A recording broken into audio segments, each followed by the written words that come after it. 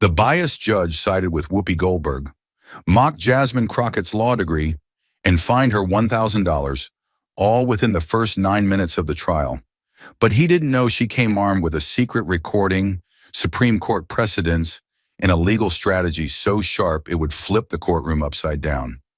What did Jasmine reveal that forced the judge to back down and left Whoopi completely stunned? Stay with us. This is a story worth every second of your time. The alarm didn't just ring, it roared, slicing through the stillness of the Washington, D.C. morning like a war cry. Jasmine Crockett, 37, sat bolt upright in bed, her mind already racing before her feet touched the floor. Today wasn't about a press briefing or a televised debate. It was about survival in a courtroom built to see her fail.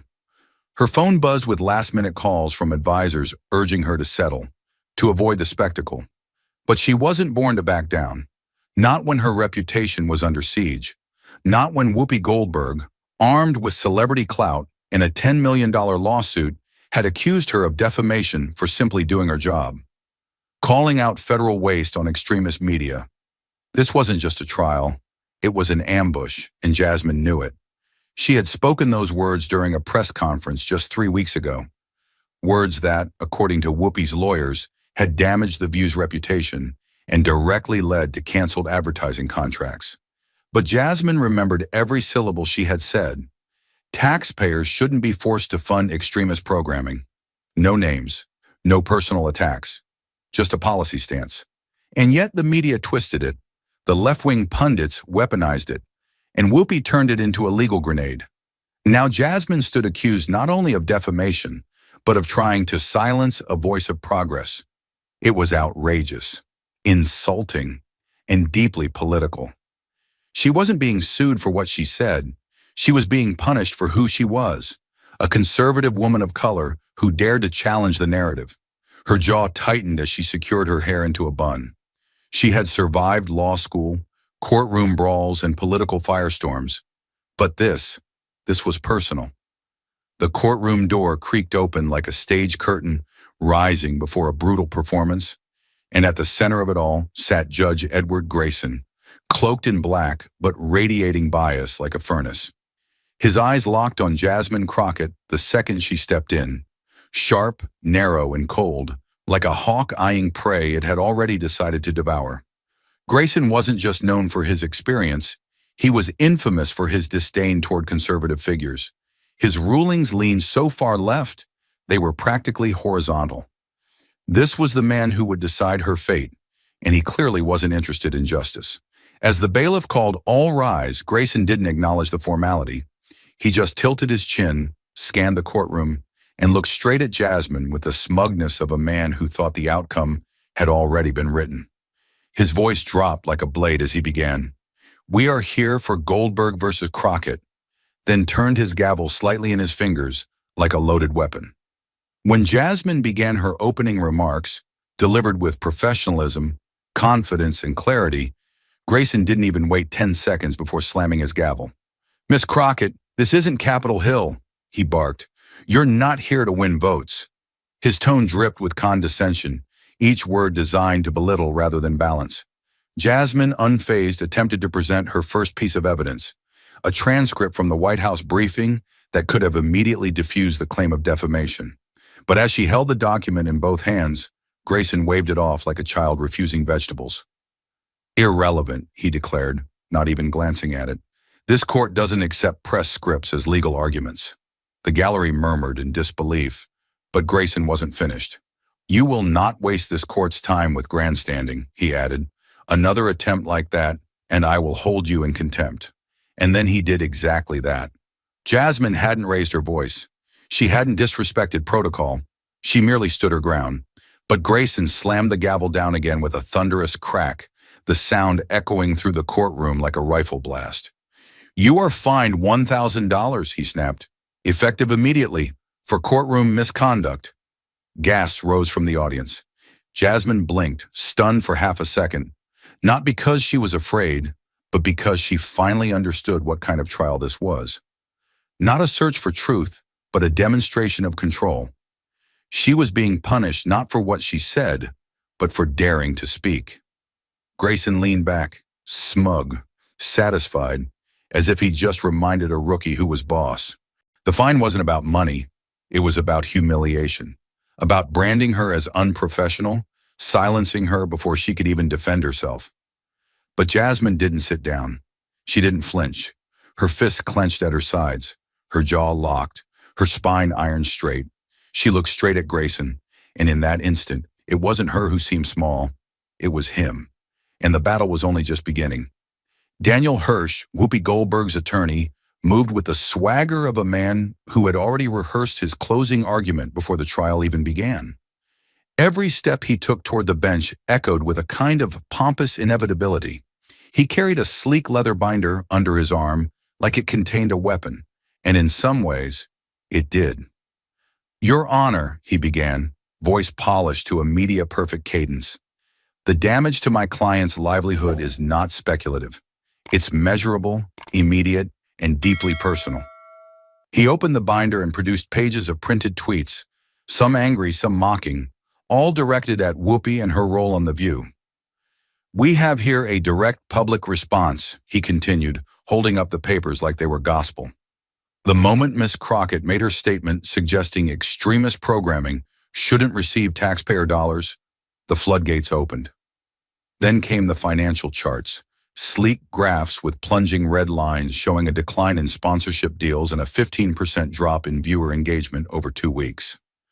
"We're not dealing with abstract injury," Hirsch declared.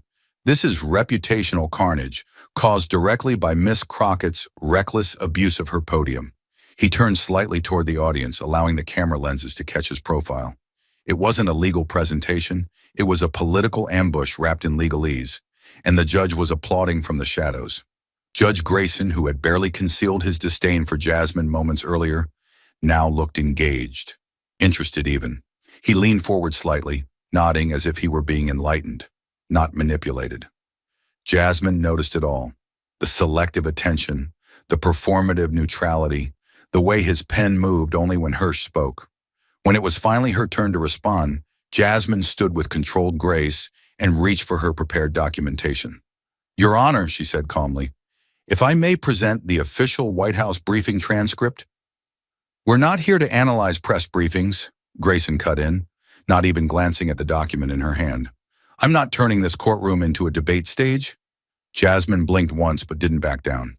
"The transcript proves that my remarks were directed at generalized policy and—" "Miss Crockett," Grayson snapped, his voice suddenly rising, "I won't repeat myself. This court will not entertain theatrical defenses." The gavel slammed again, sharp, angry, final. The audience stirred, not from Jasmine's words, but from the way they were being crushed before they could even breathe. Still, Jasmine didn't sit. She drew a slow breath and pressed forward. "The plaintiff must prove actual malice to meet the standard of defamation, Your Honor," she said, steady as steel. "The precedent—" "I know the damn precedent," Grayson roared, face reddening. "You don't need to teach me how to read the law." He glared at her, his eyes now burning with something worse than bias. "Ego. This is not a law school lecture, and you are not a professor. Do not waste my time again." The humiliation was deliberate. The message was clear. Sit down, stay quiet, and don't you dare defend yourself. Jasmine's hands trembled slightly, but she clenched her fists to still them. She looked around the room, at the murmuring reporters, the whispering spectators, even at Hirsch's smug grin. She could feel it tightening around her like a noose. The pressure, the politics, the performance. And yet, despite it all, she remained standing. Because in a courtroom rigged to see her fail, standing was already a form of rebellion. Jasmine Crockett stood motionless for a moment, her body rigid but her mind razor-sharp, as the echo of the judge's gavel slowly faded into the thick tension of the courtroom. She could have backed down. Others might have. Most would have folded under the weight of public scrutiny, a hostile bench, and the threat of financial ruin. But Jasmine wasn't built to yield. She was built to fight, especially when the system was stacked against her. With deliberate slowness, she stepped forward to the center of the room. "Your Honor," she began, her voice calm but laced with quiet fury, "since this court refuses to acknowledge the documentation I've submitted, I will proceed to defend myself under the rights afforded to me by the Constitution of the United States." Gasps rippled across the room, some astonished, some admiring. Grayson's eyes narrowed, but Jasmine didn't flinch. "I'm invoking Ferretta versus California, 422 U.S. 806, 1975, she continued. "The Supreme Court ruled that a defendant in a criminal trial has the constitutional right to refuse appointed counsel and represent themselves. That right, Your Honor, includes civil proceedings in which reputation and livelihood are at stake." Her words were bullets, measured, legal, and lethal. She didn't wait for Grayson's approval. She owned the floor now. Jasmine turned slightly, facing the court, but directing her words precisely where they needed to land. "This case hinges on one thing: whether or not my public statement constituted defamation," she said. "Let's be very clear. New York Times versus Sullivan, 376 U.S. 254, set the gold standard for defamation involving public figures. It requires actual malice, knowledge that the statement was false, or reckless disregard for the truth." She raised her voice slightly, daring the silence to challenge her. "There is no evidence, no testimony, and no documentation that I made my statement with malicious intent toward Miss Goldberg or The View." As she spoke, even some of the reporters began to sit straighter. They weren't watching a defendant anymore. They were watching a force, a constitutional blade being unsheathed in real time. "Furthermore," she said, "in Falwell versus Flint, 485 U.S. 46, the Supreme Court held that even outrageous, offensive, or controversial speech about public figures is protected under the First Amendment, unless it includes false statements of fact made with actual malice." She paused, letting the weight of her words hang like a storm cloud. "Opinions are not defamation, and I gave an opinion, a legal, protected, and factually supported opinion." Grayson's face tightened, jaw clenched as if biting back a rebuttal he knew wouldn't hold. Jasmine saw it. She felt it. The tide wasn't turning by accident. It was shifting because she was dragging it with her, inch by inch against the current of institutional bias. "The prosecution has offered tweets, public sentiment, and a correlation in ad revenue as their foundation," she said, slowly and clearly. "But public reaction is not evidence of my intent. That's emotional response, not legal grounds." A hush fell across the room. The cameras zoomed in. Hirsch shifted uncomfortably in his seat. Grayson reached for his gavel, but didn't swing it. "Not yet." Jasmine leaned slightly forward, her voice now a low, clear drum beat. "I am not on trial for public opinion," she said. "I am on trial for allegedly violating a law I have studied, respected, and upheld for my entire career. And I will not let this courtroom become a place where rights are selectively applied based on political preference." In that moment, the courtroom no longer belonged to Judge Grayson or Daniel Hirsch. It belonged to her, and everyone knew it. Jasmine Crockett's fingers hovered over the recorder like a soldier's hand above a detonator. The courtroom, a theater of cold authority only moments before, now held its collective breath. Every eye was on her, every breath caught in the throats of spectators, reporters, and even the jury. The gavel had long since been silenced. The walls themselves seemed to lean in as she raised the device and said, with the steadiness of someone walking into fire, "This court has questioned my decorum, my qualifications, and my motives. Now I ask the court to examine its own." She didn't wait for permission. She pressed play. A burst of static. Then his voice, Judge Grayson's, emerged from the speaker, unmistakably clear, captured from a pre-session exchange. It dripped with disdain and venom. "Are you here with a lawyer's confidence?" he scoffed. "Or just a little girl playing dress-up in my courtroom?" The words hit the floor like a dropped body. Audible gasps rippled from the benches. A juror's pen slipped from her fingers. One reporter dropped his notepad. The court clerk, mid-typing, froze with hands suspended above her keyboard, her eyes wide with disbelief. The insult was raw, unfiltered, disgustingly deliberate. It wasn't just bias. It was contempt for Jasmine's age, gender, and very existence in that room. But Jasmine didn't flinch. She let the silence wrap around Grayson's words like a noose. Then slowly, she clicked the recorder off and raised her eyes, two burning coals of control and fury. "That," she said, voice low and ice-edged, "is the voice of the man who has fined me, silenced me, and mocked my right to defend myself. Not based on law, not based on evidence, based on who I am and what I represent." Her hands didn't shake. Her shoulders didn't slump. She stood like a tower before a man who had tried to crush her, and she wasn't done. "Your Honor, you've accused me of disrespecting this court, but I suggest the disrespect began the moment you chose to judge me, not by my case, but by my age and gender." Grayson's face was a portrait of collapse.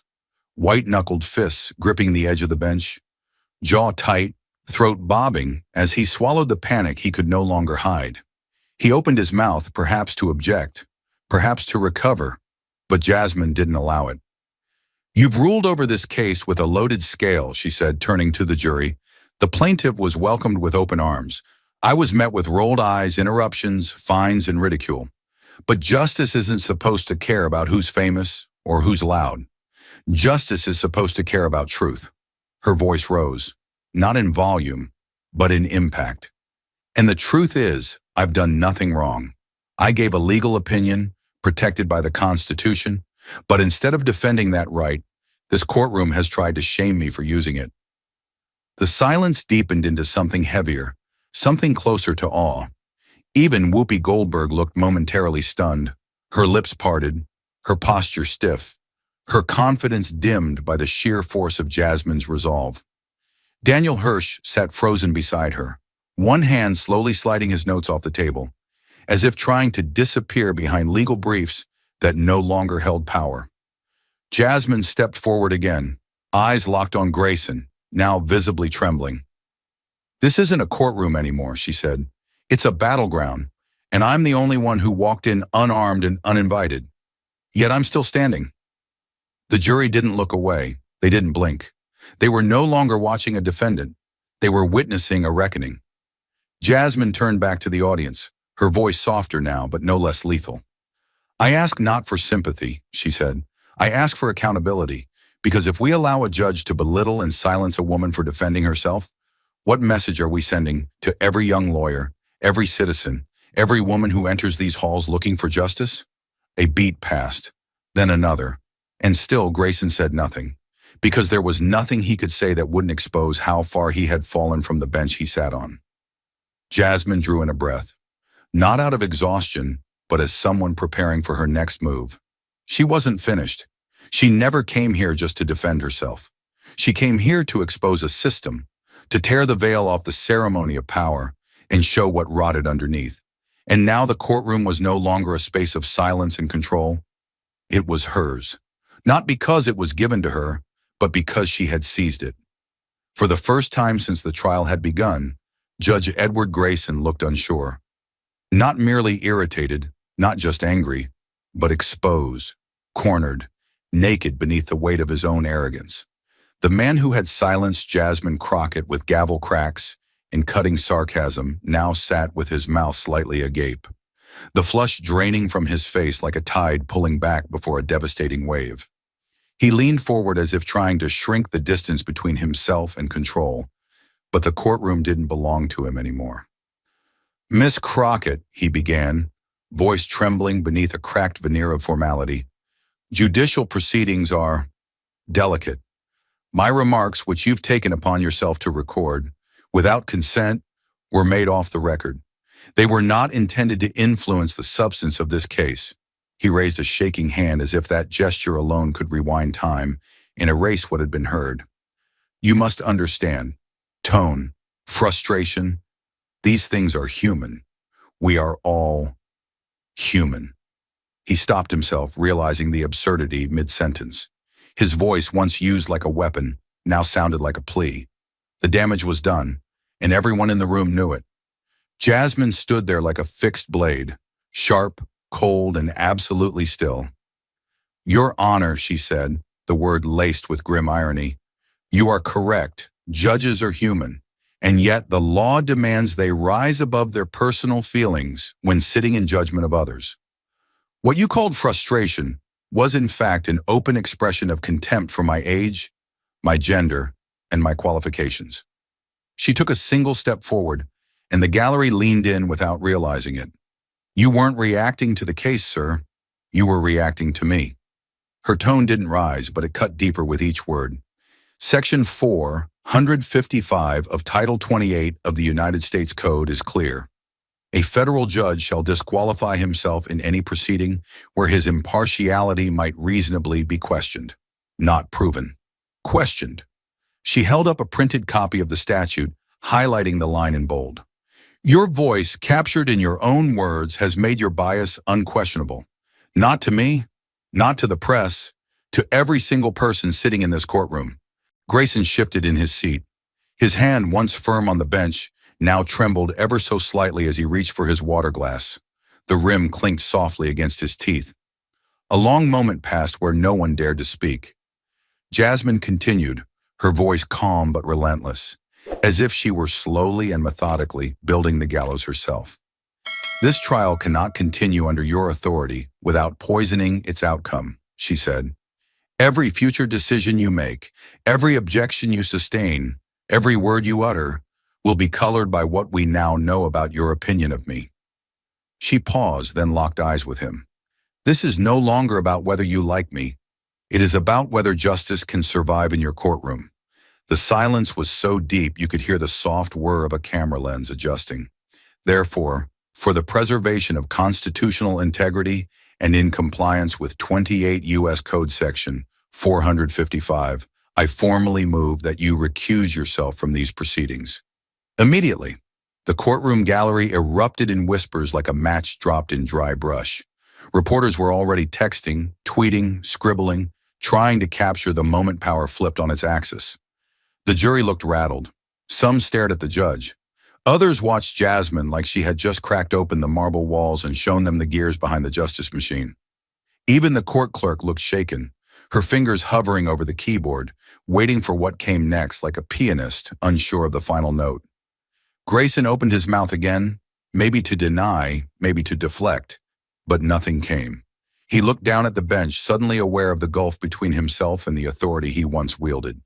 That seat no longer felt like power, it felt like exposure. Jasmine didn't move. She didn't blink. Her silence now carried more weight than any gavel. And in that silence, Judge Grayson saw the truth. He had already lost. Not the case, not the court. Something far more fragile and impossible to reclaim. His legitimacy. The gavel didn't fall this time. It was Judge Grayson's silence that delivered the final blow. His eyes, once cold with smug authority, now darted nervously, searching the room for a way out that didn't exist. The tension in the courtroom was suffocating, heavy with the weight of exposed bias and shattered decorum. A full minute passed, long and agonizing, before Grayson finally exhaled through clenched teeth. He leaned into his microphone, voice barely steady. "This court will enter recess for 30 minutes, he muttered, his tone stripped of pride. "I will confer with judicial oversight regarding concerns raised by the defense." Then almost robotically, he stood and stepped down from the bench. The room didn't applaud, didn't cheer, because this wasn't triumph. It was consequence. He passed Jasmine without meeting her gaze, but she never looked away. She stared him down as he walked by, every step he took echoing like a retreat. He had ruled from that bench with disdain. Now he exited it in disgrace. When the courtroom reconvened, the energy had changed. Reporters whispered feverishly. The jury shifted with visible unease, and the gallery buzzed with something like anticipation wrapped in tension. The bailiff stepped forward and called, "All rise!" But this time, it wasn't for Judge Grayson. A new figure entered from the chamber door, dressed in a simple black robe, posture upright, chin slightly lifted, eyes sharp and alert. It was Judge Margaret Ellis, a name known throughout the legal circuit not for television appearances or partisanship, but for something rarer, fairness. Her reputation had been built on decades of integrity, even-handed rulings, and no tolerance for grandstanding from either side of the aisle. Her presence alone seemed to reset the entire courtroom. "Be seated," she said, her voice calm, crisp, and controlled. Jasmine studied her, searching for the usual signs. Bias, ego, detachment. But there was none. just razor focus and impartial authority. Ellis glanced briefly at the bench notes, then at Jasmine, then at the gallery. "Let's proceed," she said, with clarity and without prejudice. It wasn't dramatic, it wasn't loud, but somehow those words hit harder than any gavel ever could. For the first time in this trial, Jasmine felt the floor beneath her steady itself. She was still outnumbered, still up against celebrity, public pressure, and a media frenzy. But now, at least, she was no longer up against the bench itself. Margaret Ellis didn't play favorites. She didn't smirk. She didn't interrupt. And in that moment, Jasmine Crockett realized something radical was happening. Justice, long buried beneath ego and showmanship, was finally rising to the surface. The courtroom had been a battlefield. Now it might just become a courtroom again. And the war? It was far from over. But at least now, she had a fighting chance. Jasmine Crockett stood tall behind the defense table, a fortress of documents at her side, her hands steady but her breath tight in her chest. This was it, the moment she had been denied for days. "Your Honor," she began, voice low and commanding, "I now present Exhibit A, the official, time-stamped transcript of my White House press briefing held on the date referenced in this lawsuit." She held up the first page, clearly labeled, notarized, and stamped. "This document is certified by 3 independent witnesses, 2 accredited members of the national press, and 1 nonpartisan legal observer from the Office of Governmental Ethics. It has been reviewed line by line." She turned to face the jury and read aloud. "Today I want to speak about how we allocate taxpayer funding to media institutions and entertainment platforms that may perpetuate political extremism. That is my opening line.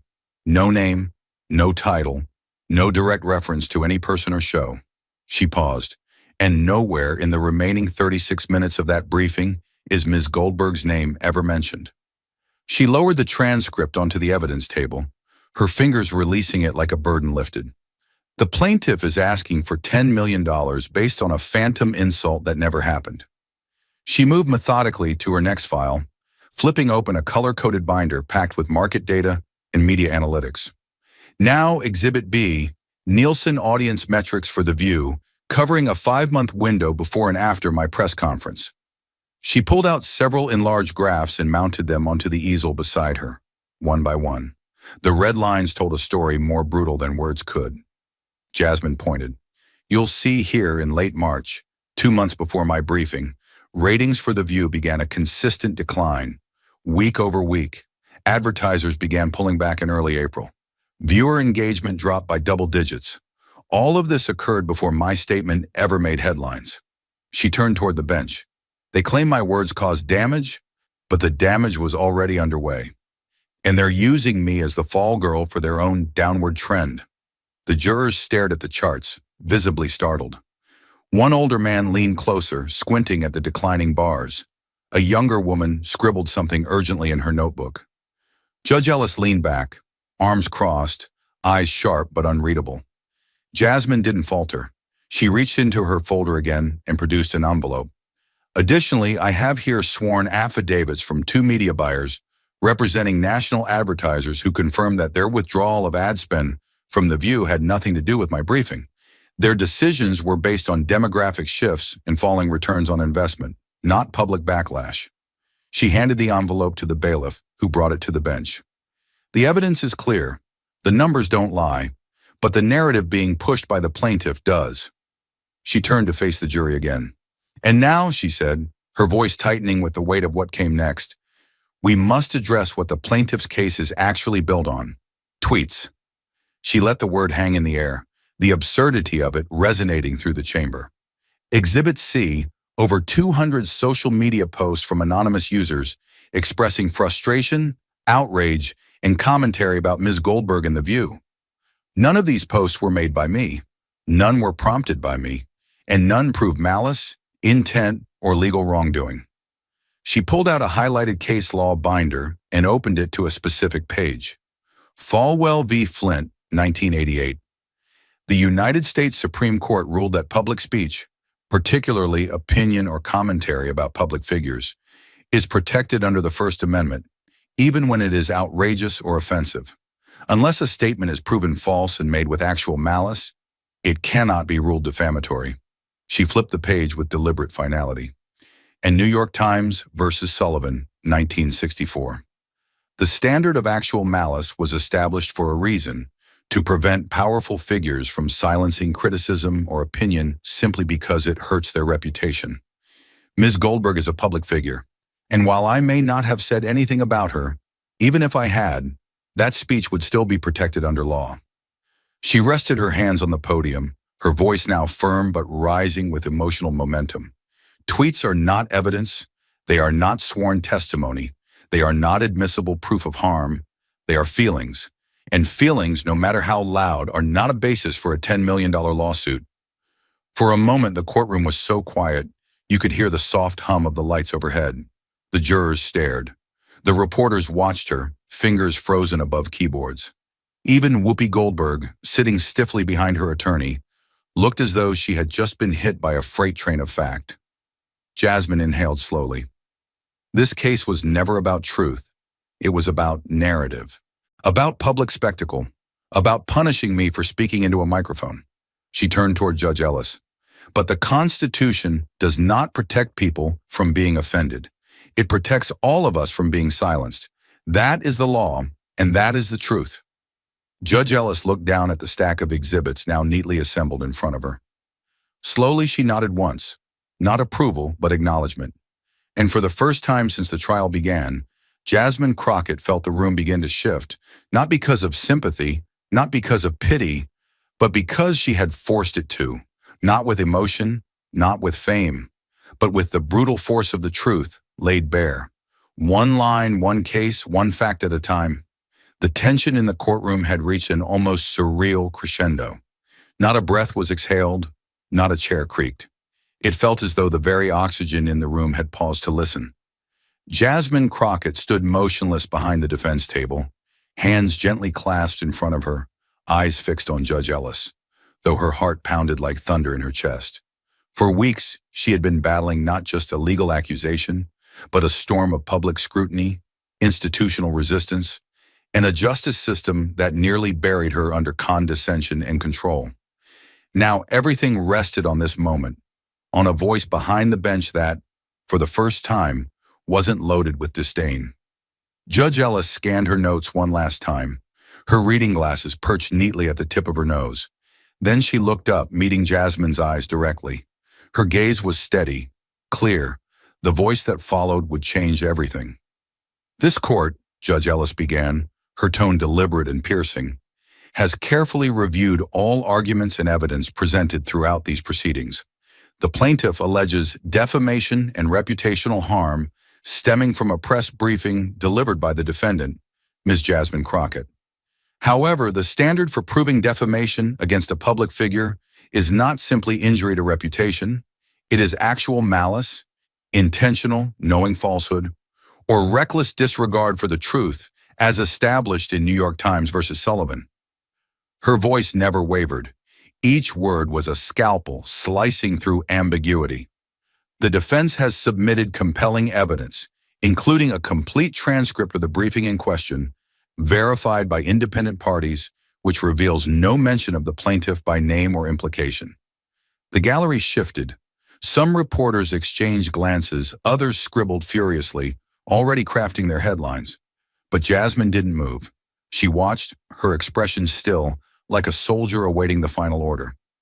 Ellis continued, "Furthermore, the court acknowledges the Nielsen data submitted by the defense, which clearly shows a pattern of declining viewership for the plaintiff's program, The View, predating the defendant's remarks by several weeks.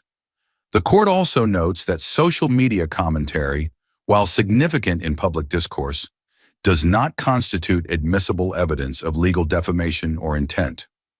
The room was absolutely still now, except for the soft clicking of courtroom clerks logging each word into history. Judge Ellis paused, letting the silence stretch, letting the courtroom feel the gravity of her ruling before she delivered the final blow. This court finds that the plaintiff has failed to meet the burden of proof required to establish defamation under federal law. There is no demonstrable falsehood. There is no evidence of malice. There is no legal justification to punish protected speech. Then with one clean, devastating line, she brought the battle to a close. Accordingly, the case is dismissed with prejudice. This court finds in favor of the defendant. Proceedings are concluded. And just like that, what had begun as a public execution, disguised as a lawsuit, collapsed into a courtroom legend. The murmurs turned into gasps. Reporters rushed to their phones and laptops, the sound of typing now as loud as thunderclaps. A cameraman in the back muttered, "She actually did it," to no one in particular. Hirsch slumped back in his seat, blinking like someone who had been hit in the face with the very Constitution he tried to ignore. Whoopi Goldberg sat frozen, lips tight, fingers interlaced in front of her. Her trademark confidence had cracked, just slightly, around the edges. She had faced a woman she assumed would be intimidated by the weight of her fame, and lost, not to bravado, but to facts, precedent, and unshakable poise. Jasmine exhaled for the first time in what felt like hours. Her fingers brushed the edge of the defense table, grounding her. She didn't cry. She didn't smile. What washed over her instead was something deeper, a flood of vindication, carved not out of vengeance, but out of survival. She collected her papers slowly, deliberately, as though each page now bore a different kind of weight. Not defense, but legacy. As she turned to walk out, a hush fell again across the room. Not because the drama was over, but because no one wanted to miss the sight of her leaving the battlefield upright. The bailiff held the door open. Jasmine passed by the jury, several of whom nodded subtly, eyes filled with newfound respect. Reporters leaned in with microphones, but she waved them off. This moment didn't need words. Not yet. Outside the courthouse, the air was cool and crisp. The world kept spinning, but now it spun differently, because a woman they tried to silence had spoken, and her words had echoed all the way up to the bench. What began as an attempt to destroy her had instead fortified her into something the system didn't see coming, a voice sharpened by injustice and backed by the full weight of the law. And far behind her, in that courtroom she just left behind, Judge Ellis stood up from the bench and glanced at the file one last time.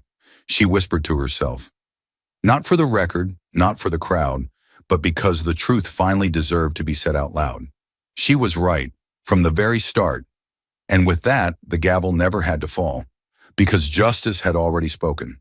The courtroom battle was over, but Jasmine Crockett didn't disappear into the shadows of victory. While the media scrambled to frame her as a rising star, a symbol of resilience, she knew her mission was only beginning. The scars left by Judge Grayson's conduct weren't hers alone. They were echoes of a wider, older problem that lived in the bones of the American legal system. It wasn't just about one biased judge. It was about a structure that enabled silence, a culture that tolerated prejudice in black robes. So on Monday morning, 3 days after the ruling, Jasmine walked into the White House with a binder under her arm, heels steady against the marble floors and fire in her bloodstream. She didn't come to celebrate. She came to demand transformation. In the West Wing Situation Room, she faced a long, polished table filled with hardened political veterans, advisors with decades of Washington grit in their veins, some looking at her like she was a media darling, inflated by luck. But Jasmine didn't blink. She dropped her binder on the table with a soft thud that sounded louder than a shout. "We have a problem," she began, voice calm but flammable, "and I'm not going to let this country look away from it." Then she flipped open the first page, bold letters across the top. Proposal for the Federal Judicial Accountability and Oversight Commission. The judiciary is the only branch of government without an independent check outside of itself. That's not balance. That's royalty. The room shifted. One aide muttered under his breath. Another adjusted his tie. Jasmine pointed to a section outlined in red. This commission wouldn't answer to the judges. It would be made up of legal scholars, retired judges with clean records, civil rights attorneys, and representatives of the people most often affected by the justice system. They would investigate patterns of bias, not just isolated outbursts. They would monitor language used in court transcripts. Find and remove judges who show persistent disrespect or prejudice. We have ethics boards for doctors, bar review for lawyers, and even internal affairs for police. And yet, if a federal judge humiliates a woman for her age and gender in open court, the system protects him until someone like me records it. Her voice never cracked, but her fury pulsed like a current under her words. There was pushback. Of course there was.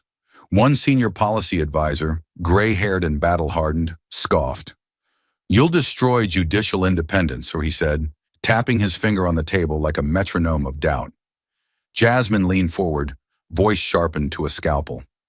Judicial independence isn't the same as judicial impunity. Independence means freedom from political interference. It does not mean freedom from consequences. Another chimed in.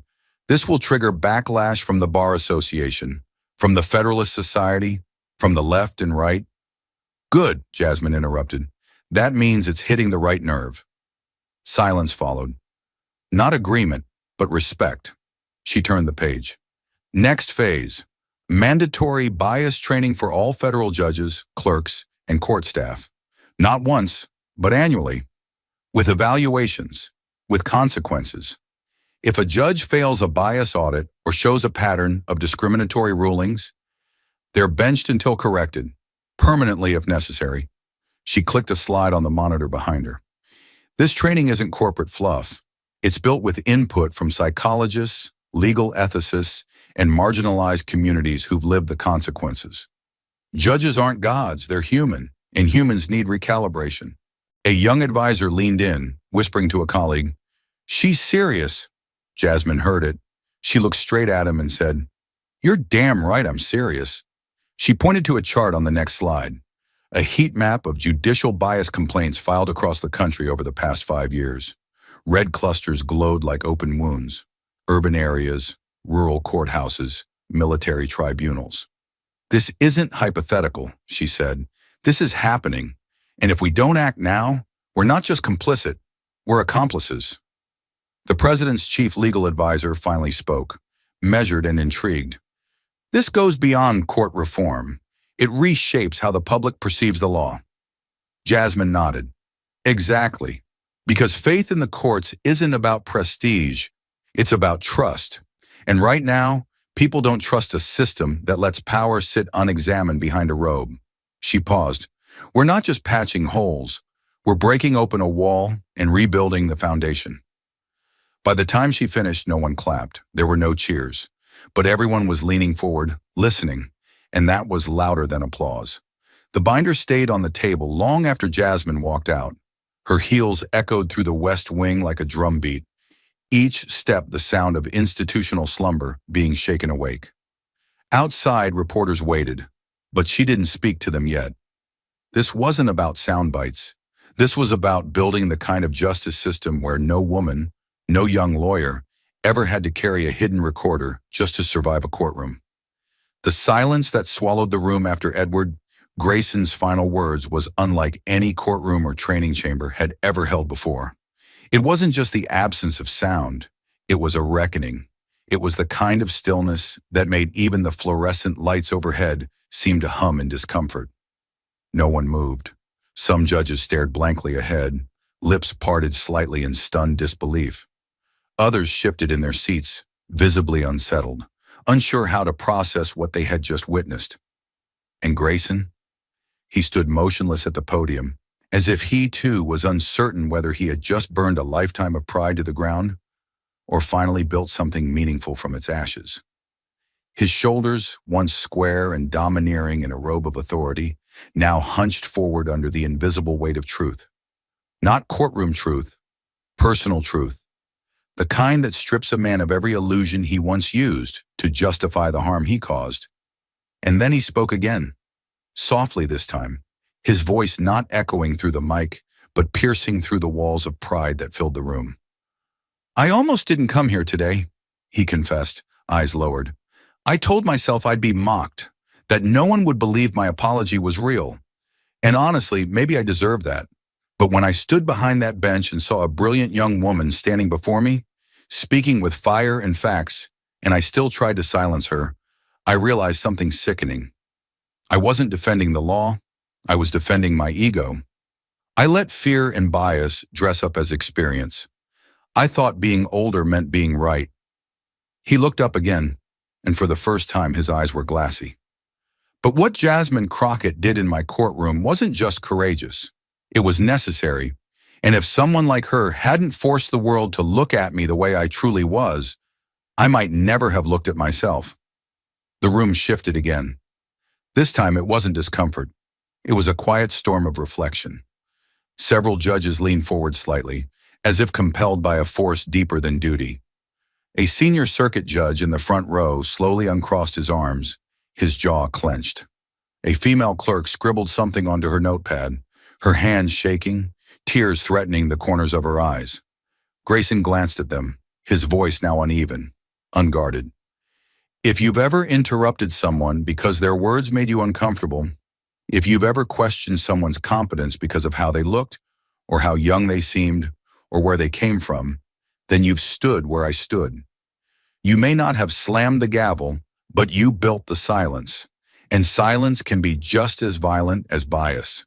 His hands now gripped the edge of the podium, not for show, but to steady himself. I am not here to earn forgiveness, he said. I am here because accountability has to start with the people who've held the most power for the longest time. That means me. That means you. He motioned toward the presentation materials behind him. The newly mandated training curriculum, developed by Jasmine's Reform Initiative, outlining judicial self-evaluation models, real-world bias simulations, and peer monitoring structures. We're not being asked to give up our authority, he said. We're being asked to prove we deserve it. And then, in a moment that would echo far beyond that training room, Grayson stepped back from the podium, turned toward the center of the stage, and slowly lowered himself into a chair. No longer the teacher, no longer the judge, but a student among peers. For a long, breathless minute, no one joined him.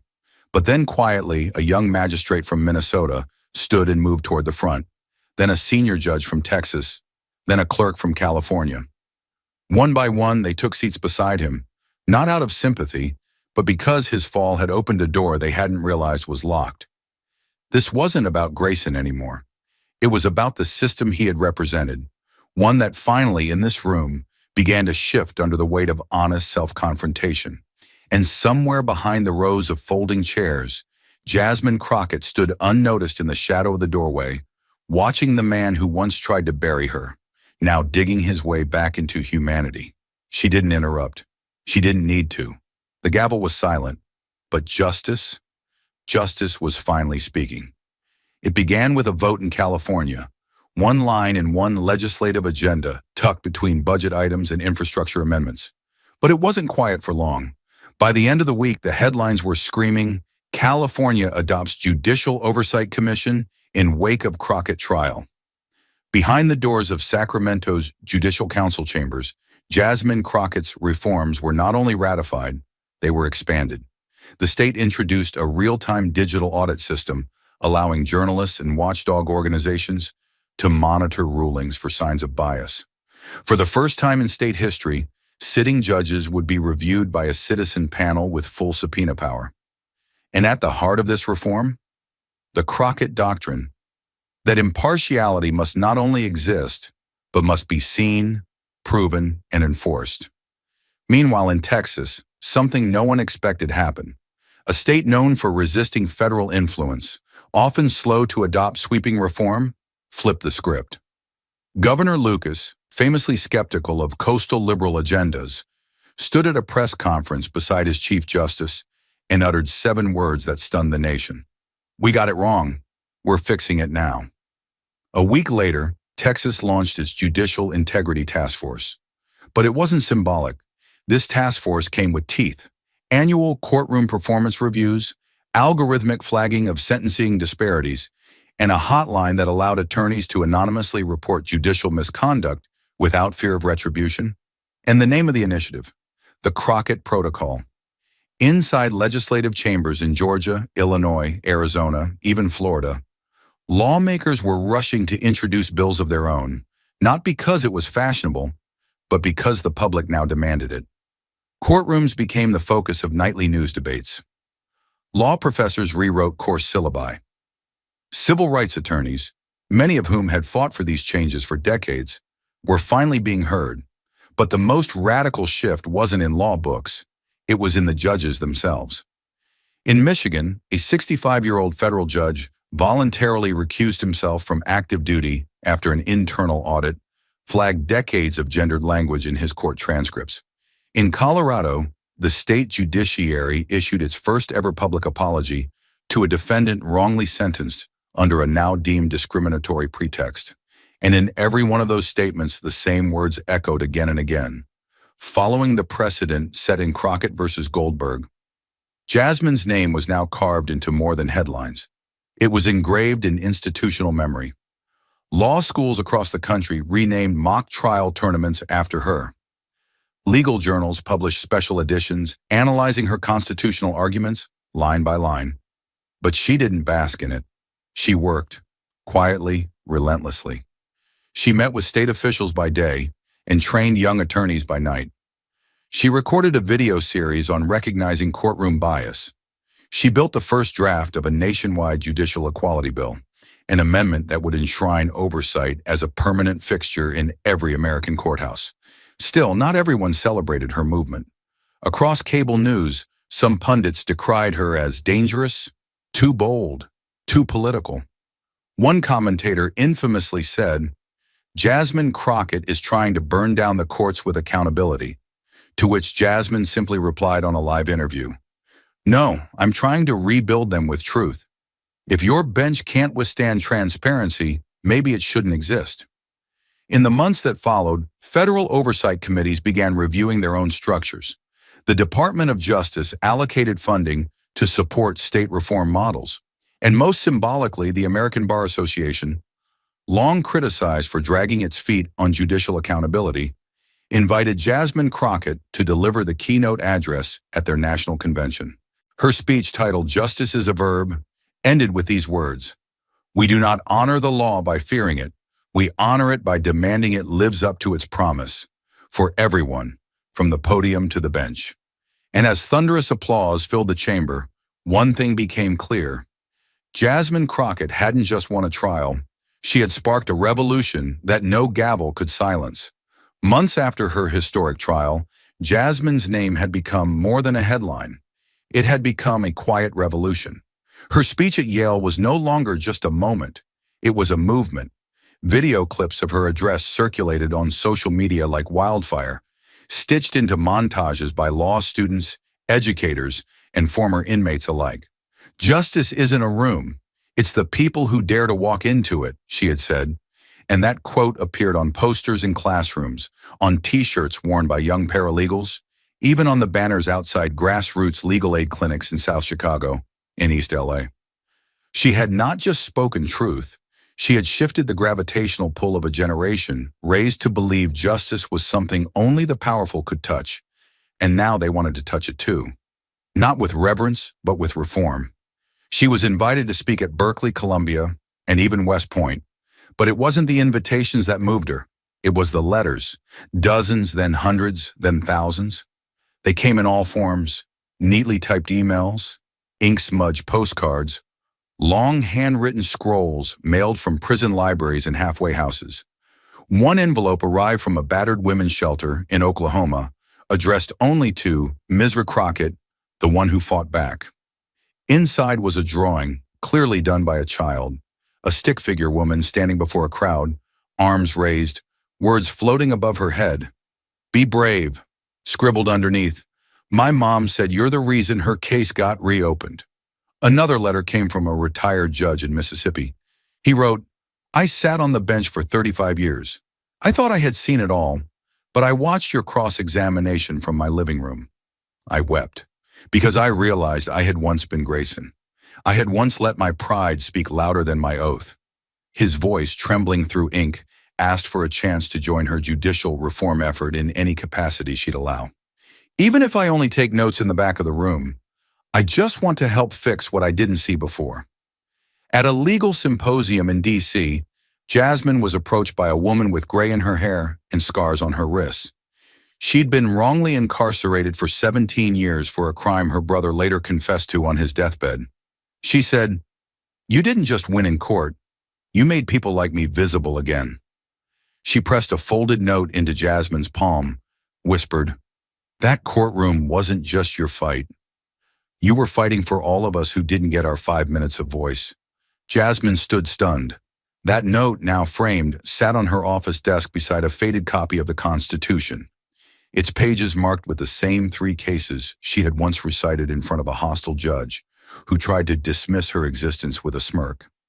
As the Crockett Doctrine spread across the legal landscape, Jasmine became the face, but never the center, of a movement far bigger than herself. She refused personal awards. She turned down magazine covers. When asked to sit for a feature titled "The Woman Who Tamed the Bench," she laughed and said, "I didn't tame anything. I just reminded it who it was supposed to serve."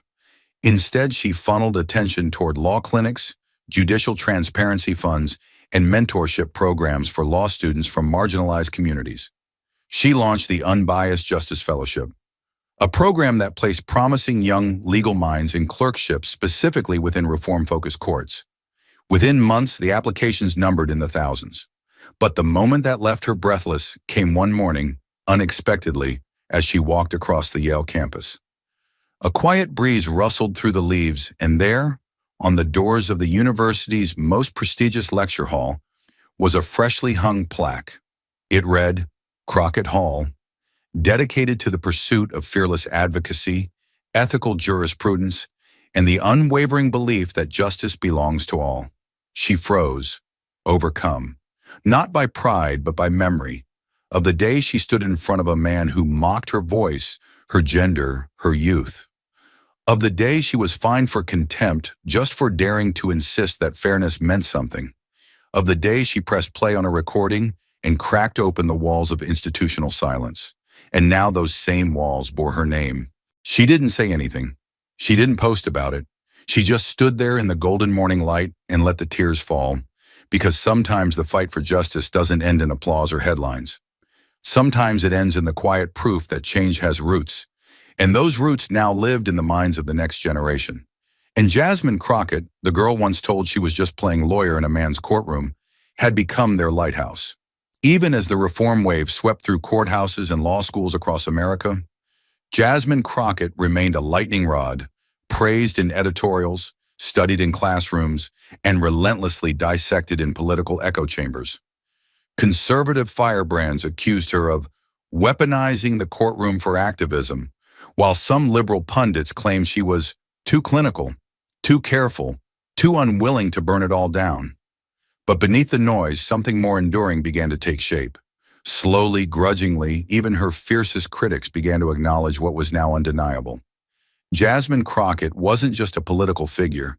She was a force of legal gravity. And the most surprising recognition came not from allies, but from the woman who once stood across from her in court, eyes full of contempt, voice laced with disdain.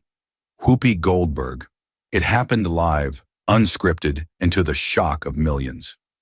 On a special episode of The View, marking the show's anniversary, a producer asked each host to reflect on public figures who had challenged them. Cameras turned to Whoopi, who adjusted her glasses, sighed deeply, and leaned into the mic.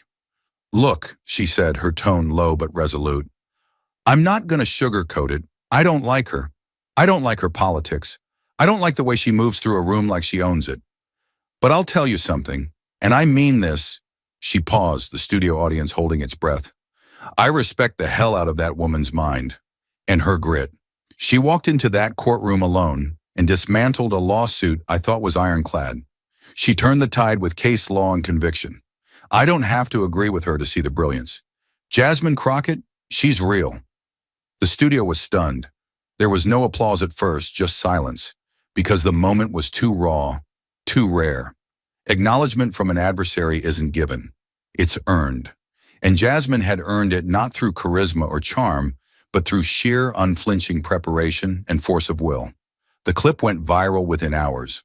Commentators across networks, from Fox to MSNBC, called it the moment that changed the tone. Suddenly, the national conversation wasn't just about what Jasmine had done, but how she had done it, without personal attacks, without theatrics, without bending a single rule. She had used the law like a scalpel, and even the ones who bled under its edge now nodded in respect. Jasmine, when asked about Whoopi's remark in a later interview, simply smiled and said, "Respect doesn't require agreement, it just requires honesty." Then she added, "And if someone like Whoopi can say that on national television, maybe the system really is learning." It was never about being liked. It was about being heard, being fair, and making truth undeniable, even to the people who once tried to bury it. And now that truth echoed from courtrooms to talk shows, carried not by consensus, but by respect carved out of resistance. Justice doesn't arrive with fanfare. It doesn't wear a cape, and it never shows up early. It makes you wait. Through silence, through humiliation, through nights staring at the ceiling, wondering if the system will ever see you. That was Jasmine Crockett's reality the day she walked into court to face not only a $10 million defamation lawsuit from a household name, but a judge who looked her in the eye and didn't see a lawyer, just a young girl playing dress-up with the law. But what Judge Grayson didn't understand was that Jasmine hadn't come for a performance. She had come armed, with transcripts, legal precedent, and a voice sharpened by years of having to speak twice as loud to be heard half as often. In a courtroom built on ego and intimidation, she stood alone. And still, she stood. She didn't win with theatrics. She didn't win by shouting louder. She won by making every word count, by knowing the Constitution better than the man who had sworn to uphold it.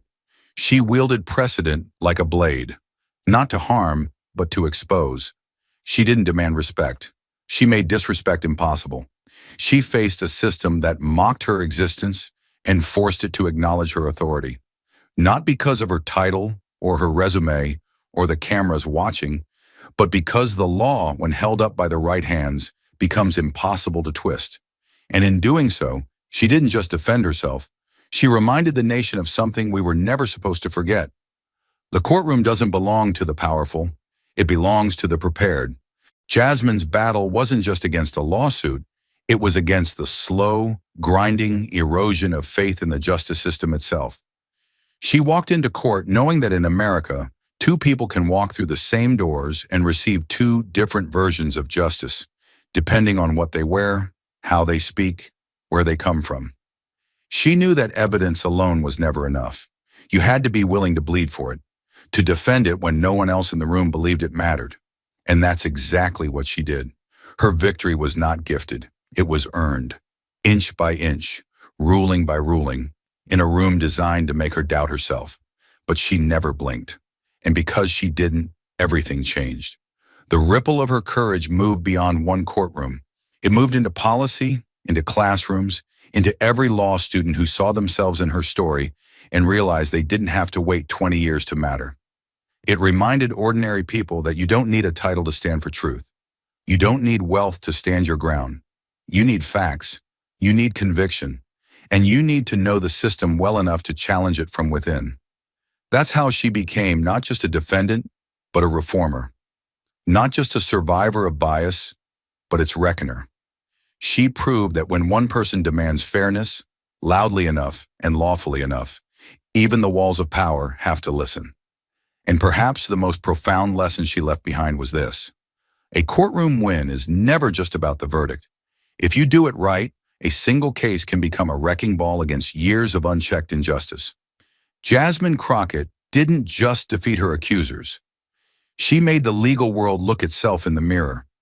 She exposed that justice isn't broken because the laws are flawed. It's broken because the people trusted to uphold them sometimes forget they apply to everyone. Her story reminded us that no matter your background, no matter how loud the world tries to drown you out, if you stand up with evidence in one hand and courage in the other, you cannot be ignored. And if the system doesn't open the door for you, you push it open anyway. You walk in, you speak your truth, and you remind the world that justice doesn't need to be invited. It needs to be demanded, relentlessly, unapologetically, and without fear, just like she did. Thank you for watching until this moment and for standing with us on this journey for justice. Your support means everything. Like, subscribe, and turn on notifications so you never miss what's next. And we'd love to hear your thoughts. Leave a comment below and let us know what moved you most in this story. Together, our voices make a difference. In just 5 minutes inside a federal courtroom in Washington, D.C., Judge Edward Thornton mocked Jasmine Crockett, calling her too young and accusing her of turning the court into a press room. But what he didn't realize was that the woman he tried to humiliate had come prepared, with a contract bearing his signature, a wiretap with his voice, and a plan that would bring the entire courtroom to its knees. When she pressed play on that recording, the room froze, the jury gasped, and the gavel was no longer in his hand. So what exactly did Jasmine reveal that forced a sitting judge into handcuffs? Stay with us. This is a story worth every second of your time. The courthouse in D.C. woke up like it did every morning. Bailiffs chatting by the metal detectors, reporters sipping burnt coffee, jurors shuffling and half awake. But today, something felt wrong. People moved a little faster, spoke a little softer, glancing at each other with unspoken questions. No alarms blared, no sirens screamed, but the courthouse itself was holding its breath. Something was about to rupture, and behind those thick oak doors, it waited.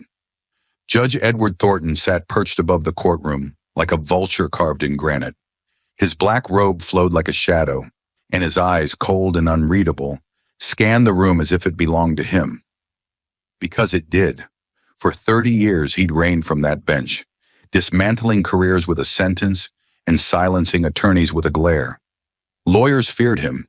Defendants hated him, but no one challenged him. He didn't raise his voice. He didn't need to. His power came from the precision of a scalpel, not the swing of a hammer. And when he ruled, his word didn't feel like opinion. It felt like fate. They said he'd never lost control of a courtroom. Not once. Not until today. The door creaked. Not loud, but loud enough. Jasmine Crockett stepped in. 27, poised, razor sharp in a navy suit, her stride steady like a soldier's. She didn't look left, didn't look right. Straight to the plaintiff's table. Her hands held no weapons, just a thick folder, heavier than it looked. Inside, enough proof to split the earth under Mitchell's feet. She didn't blink, didn't smile. She wasn't here for respect. She was here for war. And every eye in that room, from juror to janitor, followed her like she had already changed the verdict. An hour earlier, Pam Bondi's voice had crackled through her phone. Sharp, measured, deadly serious. Thornton doesn't make mistakes. If he's still on the bench, it's because someone powerful wants him there. You're not walking into a courtroom, Jasmine. You're walking into a minefield. Be careful. Jasmine didn't respond. She just ended the call, closed her eyes for half a second, and said the words she'd been carrying all week. Let him underestimate me. That's how this ends. Jasmine hadn't even finished setting her documents on the table when the strike came. And it didn't come from the opposing counsel. It came from the bench. Judge Edward Thornton, cloaked in his black robe like a Roman emperor, surveying a challenger in the arena, leaned forward ever so slightly, just enough to draw the full attention of the room. His eyes were sharp, predatory, not merely judging the case, but judging her. Miss Crockett, he began, letting the syllables crawl through his teeth like they were something foul. Before we proceed, I must ask, did the White House run out of trial lawyers with actual experience? Or is this part of some elaborate performance piece for the media? The courtroom froze. His voice, rich with sarcasm and perfectly measured disdain, cut across the room with surgical cruelty. It wasn't a question. It was a challenge. One designed to do exactly what it did. Draw blood. The silence cracked a beat later with a low, smug chuckle from Robert Mitchell's attorney. A man with a Harvard ring, manicured hands, and a reputation for eating witnesses alive. He leaned back lazily in his chair, legs crossed, glancing at Jasmine like she was an intern who had wandered in with someone else's case file. Mitchell himself gave a slow, self-satisfied grin, the kind that came from knowing the system had always been tilted in his favor. A ripple of amusement spread through the gallery, small, cruel sounds that said everything without a word. She's in over her head. Even a few jurors shifted in their seats, not sneering, but skeptical, as if trying to reconcile the woman standing at the plaintiff's table with the courtroom heavyweight battle they were expecting. Jasmine was being erased before she even spoke, but Judge Thornton wasn't done. He adjusted the angle of his gavel slightly, a deliberate move, then continued. This courtroom is not a podium, Miss Crockett. It is not a press conference, and it is certainly not a stage for interns fresh out of political grooming school. He cast a pointed look at the evidence binder next to her, then let his gaze sweep over the jury like a performer feeding his audience. The matters before this court are serious. Millions of dollars in public funds, criminal allegations, reputations that hang in the balance. If you think this is the place for rehearsed speeches and clever sound bites, you're in the wrong room. He smiled slightly, the kind of smile that says, I've already won. Another wave of quiet laughter crept through the rows behind her, like termites chewing through old wood. And in that moment, Jasmine Crockett wasn't just a young attorney. She was the lone figure in a room of sharpened knives. And yet, she didn't break, didn't blink, didn't even raise an eyebrow. The attack, though personal, was expected. Jasmine had long known that rooms like this didn't welcome women like her. Not this young, not this poised, not this dangerous. Her fingers, calm and deliberate, adjusted the position of the microphone in front of her. She didn't look to the jury for sympathy. She didn't glance around the courtroom for backup. She locked her gaze straight onto Thornton's, cold, steady, unblinking. She wasn't intimidated. She was calculating, measuring every move, not just his, but hers. She opened her folder slowly, methodically, her fingertips brushing across the first exhibit like a gunslinger choosing her bullet. The leather of her binder creaked faintly, the only sound in a room full of tension and stretched too tight. And when she spoke, she didn't raise her voice. She didn't match his volume. Instead, she cut the room with stillness.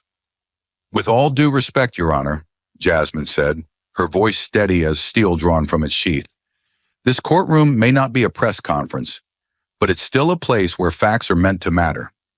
Her hand slid the first document across the table like a declaration of war. And while you may have doubts about who I am, what I bring today won't be judged by age, gender, or title. It will be judged by the evidence I'm about to present. And on that ground, I promise you, I'm more than prepared. The room didn't laugh now. It didn't breathe. For the first time, Jasmine had shifted the gravity ever so slightly in her direction. Not by shouting, not by posturing, but by standing so still, she forced the storm to come to her. And somewhere behind the gavel, behind the decades of power, Judge Thornton realized she hadn't come to ask for respect. She'd come to take it. Jasmine didn't break eye contact. Not for a second. Not when the judge offered his rehearsed denial. Not when the gallery shifted uncomfortably. And certainly not when Mitchell's attorney began to chew nervously on the cap of his pen. Her hands moved with unshaking purpose as she pulled yet another document from her folder. A photocopy this time, enlarged and highlighted in bold red. She placed it gently on the evidence display, slid it under the courtroom projector, and tapped her finger firmly on the bottom of the screen. The signature lit up above the jury like a spotlight had been cast on a crime. The air inside the courtroom grew impossibly still, as if even oxygen had stopped to listen. Here's what you're looking at, she said, her voice level, almost surgical. This document, dated March 18th, authorized a payment of $3 million in federal infrastructure funds to a shell entity, Everon Solutions, LLC, a company with no physical address, no federal contractor ID, no record of employees, tax returns, or completed projects. She let that sink in before flipping to the next slide, a screenshot from the Federal Business Registry. The entry for Everon was blank, except for the formation date and a legal agent name that led to a dead mailbox in Maryland. Now, she continued, pulling up a third image, an enlarged high-resolution scan of a signature. This signature, this isn't just anyone's. This is a federal clearance-level signature, a name tied to judicial oversight on more than 24 civil cases. She looked at the judge again, and this time, her voice sharpened by a half step. And it matches, line for line, the one currently under your name on file with the Department of Justice. She paused. Would you care to confirm whether or not this is your signature, Your Honor? Judge Thornton's face was frozen in a mask of studied neutrality, but every inch of his posture betrayed the tension now crawling through his limbs. His fingers clenched slightly on the armrests. A faint muscle twitched in his cheek. He opened his mouth as if to speak, then closed it again. And when the words did finally come, they were wrapped in a condescending smirk that cracked at the edges. "Miss Crockett," he said slowly, "while I admire your flair for the dramatic, I cannot and will not confirm the authenticity of a single signature out of context. As I said earlier, I sign dozens, hundreds of documents daily, many of them administrative, many of them routine. If this particular document was routed through proper procedural channels, then it may well bear my name, but that is hardly proof of misconduct." The attempt to sound calm failed. His words spilled out just a little too fast. The room caught it. Everyone did. Jasmine took a step closer to the bench, not aggressively, but with the confidence of someone who no longer feared the height of the man above her. "So you're suggesting you may have signed off on a $3 million transaction with no memory of it?" she asked, voice low, deliberate. "A transfer that went to a contractor who doesn't exist, for a project that never happened, using taxpayer funds you were entrusted to safeguard?" She let the silence expand after that. Every heartbeat in the room seemed to echo against the walls. "Your Honor," she added, eyes narrowing slightly, "this isn't theater. This is accountability.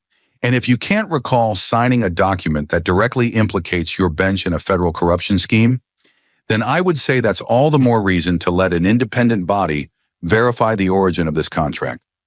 There was a sound now, a hush of movement, jurors leaning in, reporters shuffling in their seats, scribbling furiously.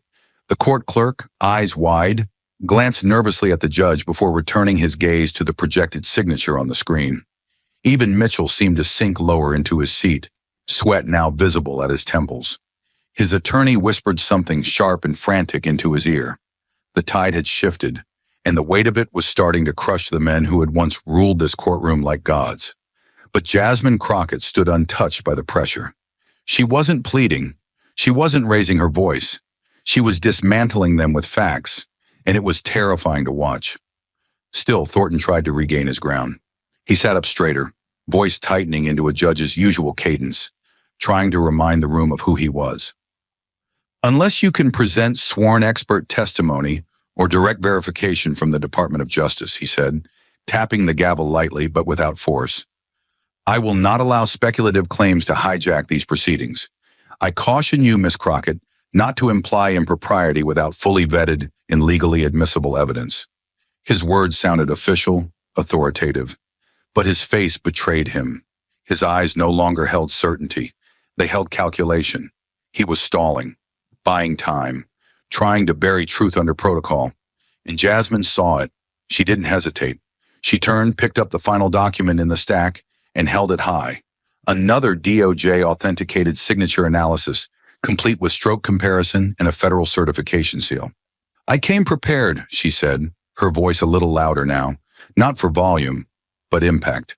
"This is a forensic report from the Department of Justice's Signature Verification Unit, confirming with 99.7% certainty that the signature on the Everon contract is yours." She took a slow step forward. "That is not speculation. That is science. And the signature in question didn't just authorize a payment. It opened the door for the laundering of public money through a non-existent corporation. One that connects back to Robert Mitchell. One that links to this very courtroom." The room imploded in murmurs, audible gasps. One juror let out a breath, like she'd been holding it for 10 minutes. A young reporter in the back dropped his tablet, the plastic clattering like a gunshot. The clerk stared down at the DOJ report, his eyes widening with each line. But Jasmine? She didn't flinch. She had just lit the fuse, and she was waiting for the explosion.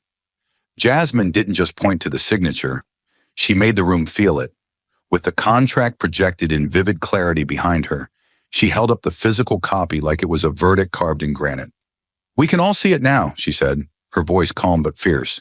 "And there's no mystery left to debate." Her tone didn't rise in volume. It deepened in force. "The signature at the bottom of this document is not approximate. It's not similar. It's not merely familiar. It's yours, Judge Thornton." She turned toward the bench and stared directly at him, her gaze unflinching, every word landing like a strike to the gavel he'd once used to control this room. You authorized this. You approved the payment. You opened the gate that allowed public funds to disappear into a fake entity. And now you're trying to pretend you don't recognize your own penmanship? The silence wasn't just deafening. It was destabilizing. It felt like the entire courtroom had tilted, like the walls themselves were leaning in to listen. One of the jurors, a middle-aged man with silver-framed glasses, slowly removed them to wipe his face, as if needing to confirm he was still in reality. Reporters weren't writing anymore. They were staring, open-mouthed, eyes wide like they were watching a plane nosedive in slow motion. Mitchell at the defense table now sat pale and stiff, his hands folded tightly in front of his lips, eyes darting between Jasmine and the judge like a man suddenly realizing he had boarded the wrong train. Jasmine let the moment sit, long enough for the weight of her words to settle over every inch of the courtroom. Then she stepped forward again, closing the space between her and the bench with the confidence of someone who had spent years being underestimated and had learned to make that her greatest weapon. This isn't a speculative theory or a partisan stunt, she continued, her tone razor-sharp now. This is documented misconduct, signed in ink, certified by the Department of Justice's Forensic Division, and now entered into the public record of this trial. She tapped the screen once more, where the signature analysis lit up side by side with Thornton's verified filings. Stroke-by-stroke match, ink pressure consistency, spacing, angle identical. She paused, her eyes narrowed. Unless, of course, you'd like to suggest someone is forging your name and your writing style and submitting those documents through government channels without your knowledge? The courtroom breathed in one collective gasp, a sharp, stinging intake of air. Thornton didn't answer. Couldn't. He leaned slightly back in his chair, and for the first time, his stature seemed smaller. The authority that once radiated from behind the bench now flickered like a dying bulb. His hands were clasped together tightly, but even from a distance, it was clear they were trembling. Jasmine didn't need a confession. She already had everything she came for. The truth is right here, she said, holding up the signed contract one last time, and the only thing left now is whether this courtroom is willing to follow it or protect the man sitting on that bench. It was no longer just about a document, or a signature, or even the money. It was about whether this courtroom, this sacred place of justice, would have the courage to admit that its own gatekeeper was the one who opened the door to corruption. Jasmine stood alone in that space, not just as an attorney or a representative of the White House, but as a symbol of something bigger, a challenge to the idea that power protects itself forever. And in that moment, as the judge sat wordless behind his name and the room trembled with the weight of revelation, Jasmine Crockett became the most powerful voice in the building. Jasmine didn't reach for the next folder. She didn't raise her voice. She simply stepped closer to the bench, her heels striking the floor like a metronome counting down to detonation. Her fingers hovered over the audio device resting on the clerk's desk. Then, with chilling calm, she said, "Your Honor, with the court's permission, I'd like to play a short recording." She didn't wait for his answer. "It's Exhibit 47, submitted, authenticated, and cleared by the Department of Justice." She gave a nod to the clerk. The man hesitated, just for a fraction of a second, then pressed play. At first, there was only static. Then a voice filled the room. It was unmistakable, deep, calculated, authoritative. But it wasn't from the bench. It was coming through the speakers. "If she finds that document, I'll make it disappear before it ever reaches court." The words fell into the courtroom like a guillotine blade. Nobody breathed. The sentence repeated in the minds of everyone present, echoing louder the second time around, as if the walls themselves were absorbing the treason. Jasmine didn't move. She didn't even blink. She stood perfectly still, letting the silence speak louder than any accusation ever could. A woman in the jury box pressed her hand to her chest. A man next to her sat stiff, eyes locked forward, jaw clenched so tight his temple throbbed. The reporters in the gallery, some seasoned, some young, froze mid-scribble, unsure whether to write or listen or run. At the defense table, Mitchell finally stirred. His eyes bulged, his lips parted, then closed again. He turned to his attorney, whispering something in a hoarse, broken tone. The lawyer just stared at the table, blinking furiously, as if trying to make the moment disappear. But it wouldn't. It couldn't, because it had been spoken, captured, and played aloud for everyone to hear. Jasmine finally broke the silence, not with rage, not with arrogance, but with a voice forged in fire, measured, steady, impossible to look away from. "That is the voice of Edward Thornton," she said, "presiding judge of this courtroom, recorded on a federal wiretap. The same voice that signed the contract authorizing a multi-million-dollar transfer to a fraudulent entity." Her words sliced through the room. "This isn't speculation. It's not political theater. It's the confession of a man who believed he was above the law, who used his position not to uphold justice, but to destroy it." She walked slowly to the front of the courtroom, her back to Thornton now, facing the jury. "You heard it yourselves. This isn't circumstantial. It's not out of context. He wasn't joking. He wasn't misquoted. He was caught." She held up the DOJ certified audio report, the department's seal gleaming under the lights. 3 separate analysts confirmed the voice print, time-stamped, location verified, chain of custody intact. She turned her head just slightly toward the bench. "He said he'd make it disappear, and that's what he's done for years. Silenced whistleblowers, buried files, dismissed motions without cause. That wasn't the first time. It was just the first time someone recorded it." The murmurs began, quiet at first. A woman in the gallery whispered, "This is unbelievable." A man near the back leaned forward, muttering, "This is a setup. It has to be." But even he didn't sound convinced. Another juror leaned forward, her knuckles white against the polished rail, eyes wide with disbelief. She turned to her seatmate and whispered, "He was the judge in my uncle's case." The courtroom was no longer watching a trial. They were living the collapse of a fortress, brick by brick, tradition by tradition, unraveling in real time. Judge Thornton sat motionless, but his skin had turned ashen. The blood had drained from his face, leaving only 2 wide, glassy eyes, searching, twitching, refusing to meet Jasmine's. His hands clenched the edge of the bench, the polished oak creaking beneath the strain. But the gavel, the one he had wielded like a weapon all morning, remained untouched.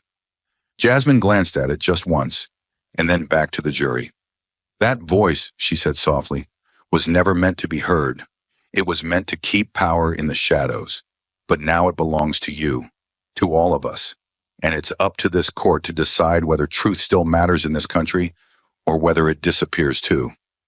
Another wave of gasps. A man in the jury whispered, "He's guilty. He's done." The defense lawyer fumbled his briefcase open with shaking fingers, frantically thumbing through papers that could no longer protect anyone. Mitchell's hand went to his forehead as if trying to cover his eyes from what had already been seen. A young reporter stood, his mouth open, not even realizing he'd knocked over his chair. Jasmine didn't move. She didn't gloat. She let the weight of truth do what it was designed to do: crush arrogance, strip away power, and leave only the evidence behind. And the recording? It continued to play, the full clip now unraveling like a confession from the void. "She's too young to pull it off, but if she finds anything, I'll shut it down, I'll bury it."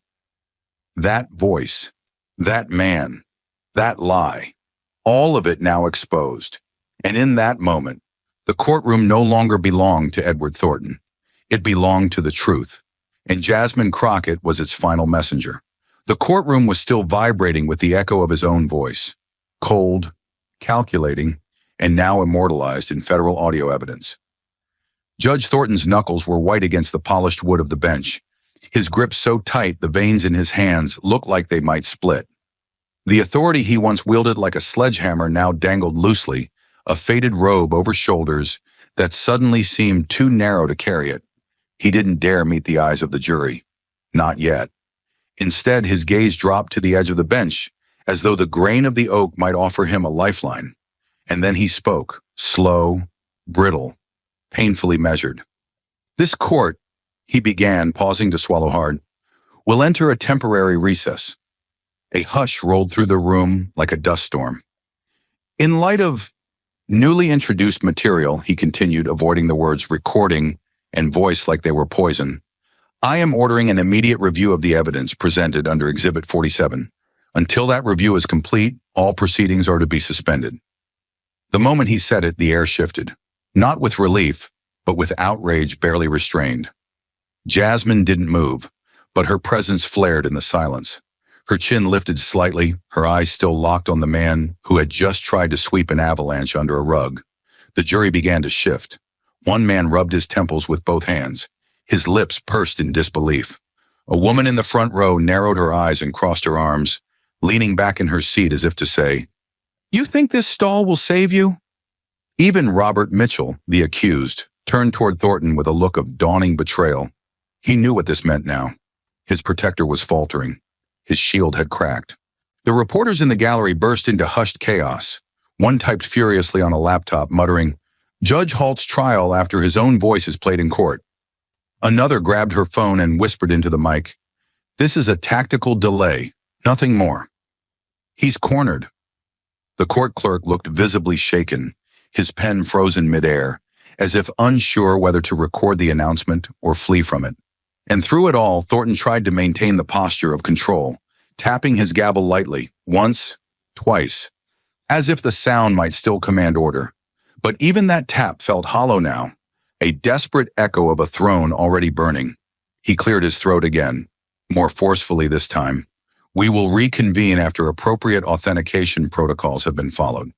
The integrity of this courtroom," he added, as if remembering the script too late, "requires that all materials, regardless of origin, undergo proper legal vetting before influencing judgment." But his words didn't carry. They scattered like leaves in a storm. He was speaking to a room that had already made up its mind. Justice didn't need more time. It needed courage. And the man behind the bench had just failed his first test. Jasmine finally shifted, stepping toward the evidence table.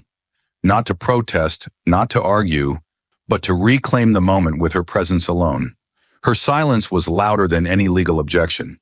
She didn't need to challenge Thornton's order. Everyone already knew what it meant. This wasn't about protocol. This was about panic. The walls were closing in, and the judge who once ruled over this courtroom like a monarch was now barricading himself inside it. And even he knew it wouldn't hold for long. Justice was no longer waiting at the door. It was kicking it in. Jasmine didn't retreat when Thornton slammed the gavel. She advanced. Her heels clicked on the marble floor with deliberate weight, each step punctuating her refusal to be intimidated. She reached the center of the courtroom, turned to face the bench fully, and spoke, not with defiance, but with conviction that made the walls seem closer. "Respectfully, Your Honor," she began, her voice low but ironclad, "what's happening here is no longer a matter of process.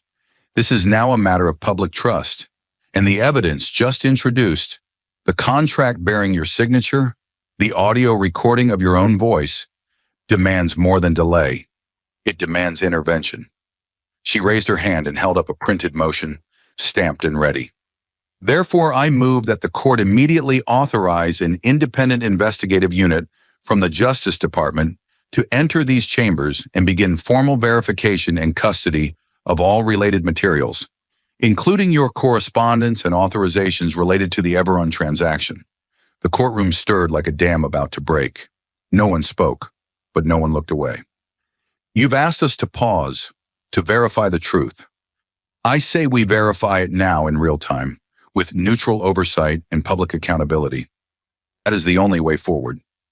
Judge Thornton's composure shattered. His eyes widened, and his hand slammed the gavel so hard it cracked against the wood. "Out of order," he barked, rising halfway from his chair. "You are out of line, Miss Crockett. This is my courtroom, and I will not allow it to become a circus driven by personal ambition and media theater." The anger spilled out like acid, loud, unfocused, desperate. But the damage was already done. His voice trembled on the last syllables. His robe seemed heavier on his shoulders. He no longer looked like the judge. He looked like the defendant. Jasmine took one step closer, not flinching at the roar. Her face didn't change. Her voice didn't rise. But when she spoke, it reverberated. "With all due respect, Your Honor," she said, "the only circus here is one where the judge is caught on federal surveillance plotting to conceal evidence. And if you believe that gavel can silence the law, you've forgotten what justice looks like." Her words hit like thunder. The gallery gasped audibly. One juror leaned forward, jaw slightly open. Another muttered, "Did she just—" but never finished the sentence. And then Jasmine turned, not to the judge, but to the jury. "You've all heard what he said. You've seen the signatures. You've witnessed how the law bends when power tries to protect itself." She held up the audio transcript, her hand steady. "Now ask yourselves, if this were anyone else, anyone sitting where Mr. Mitchell is right now, would we be delaying an investigation, or would we be demanding one? Because if the answer changes depending on who's behind the bench, then we're not in a court. We're in a palace." The courtroom was boiling now. One reporter whispered into her phone, "She just flipped the room. He's not in control anymore." Even the bailiff looked unsure, his eyes darting between the two. And Thornton? He stood frozen, lips parted, eyes glassy with rage and something dangerously close to fear. The gavel had fallen silent. The judge who once ruled with dismissive precision was now drowning in his own chaos. Jasmine turned back to him one last time. "You say I'm out of order, but I say justice is out of reach unless we act now. So I ask again, will you authorize the DOJ to begin their independent inquiry, or will you block that too?" The room went still, not quiet, still, as if the courtroom itself was holding its breath, as if even the walls were waiting for an answer, because the next move wasn't just about protocol, it would reveal whether the justice system could still hold a man like Edward Thornton accountable. And in that moment, with the world watching and truth burning through the courtroom like wildfire, it became clear Jasmine wasn't asking anymore. She was daring him. The courtroom was shaking, not from motion, but from a kind of emotional voltage pulsing through every person present. Jasmine's last words still echoed in the chamber like a war drum. "Will you authorize an independent inquiry, or will you block that too?" The weight of the moment had rendered everyone silent.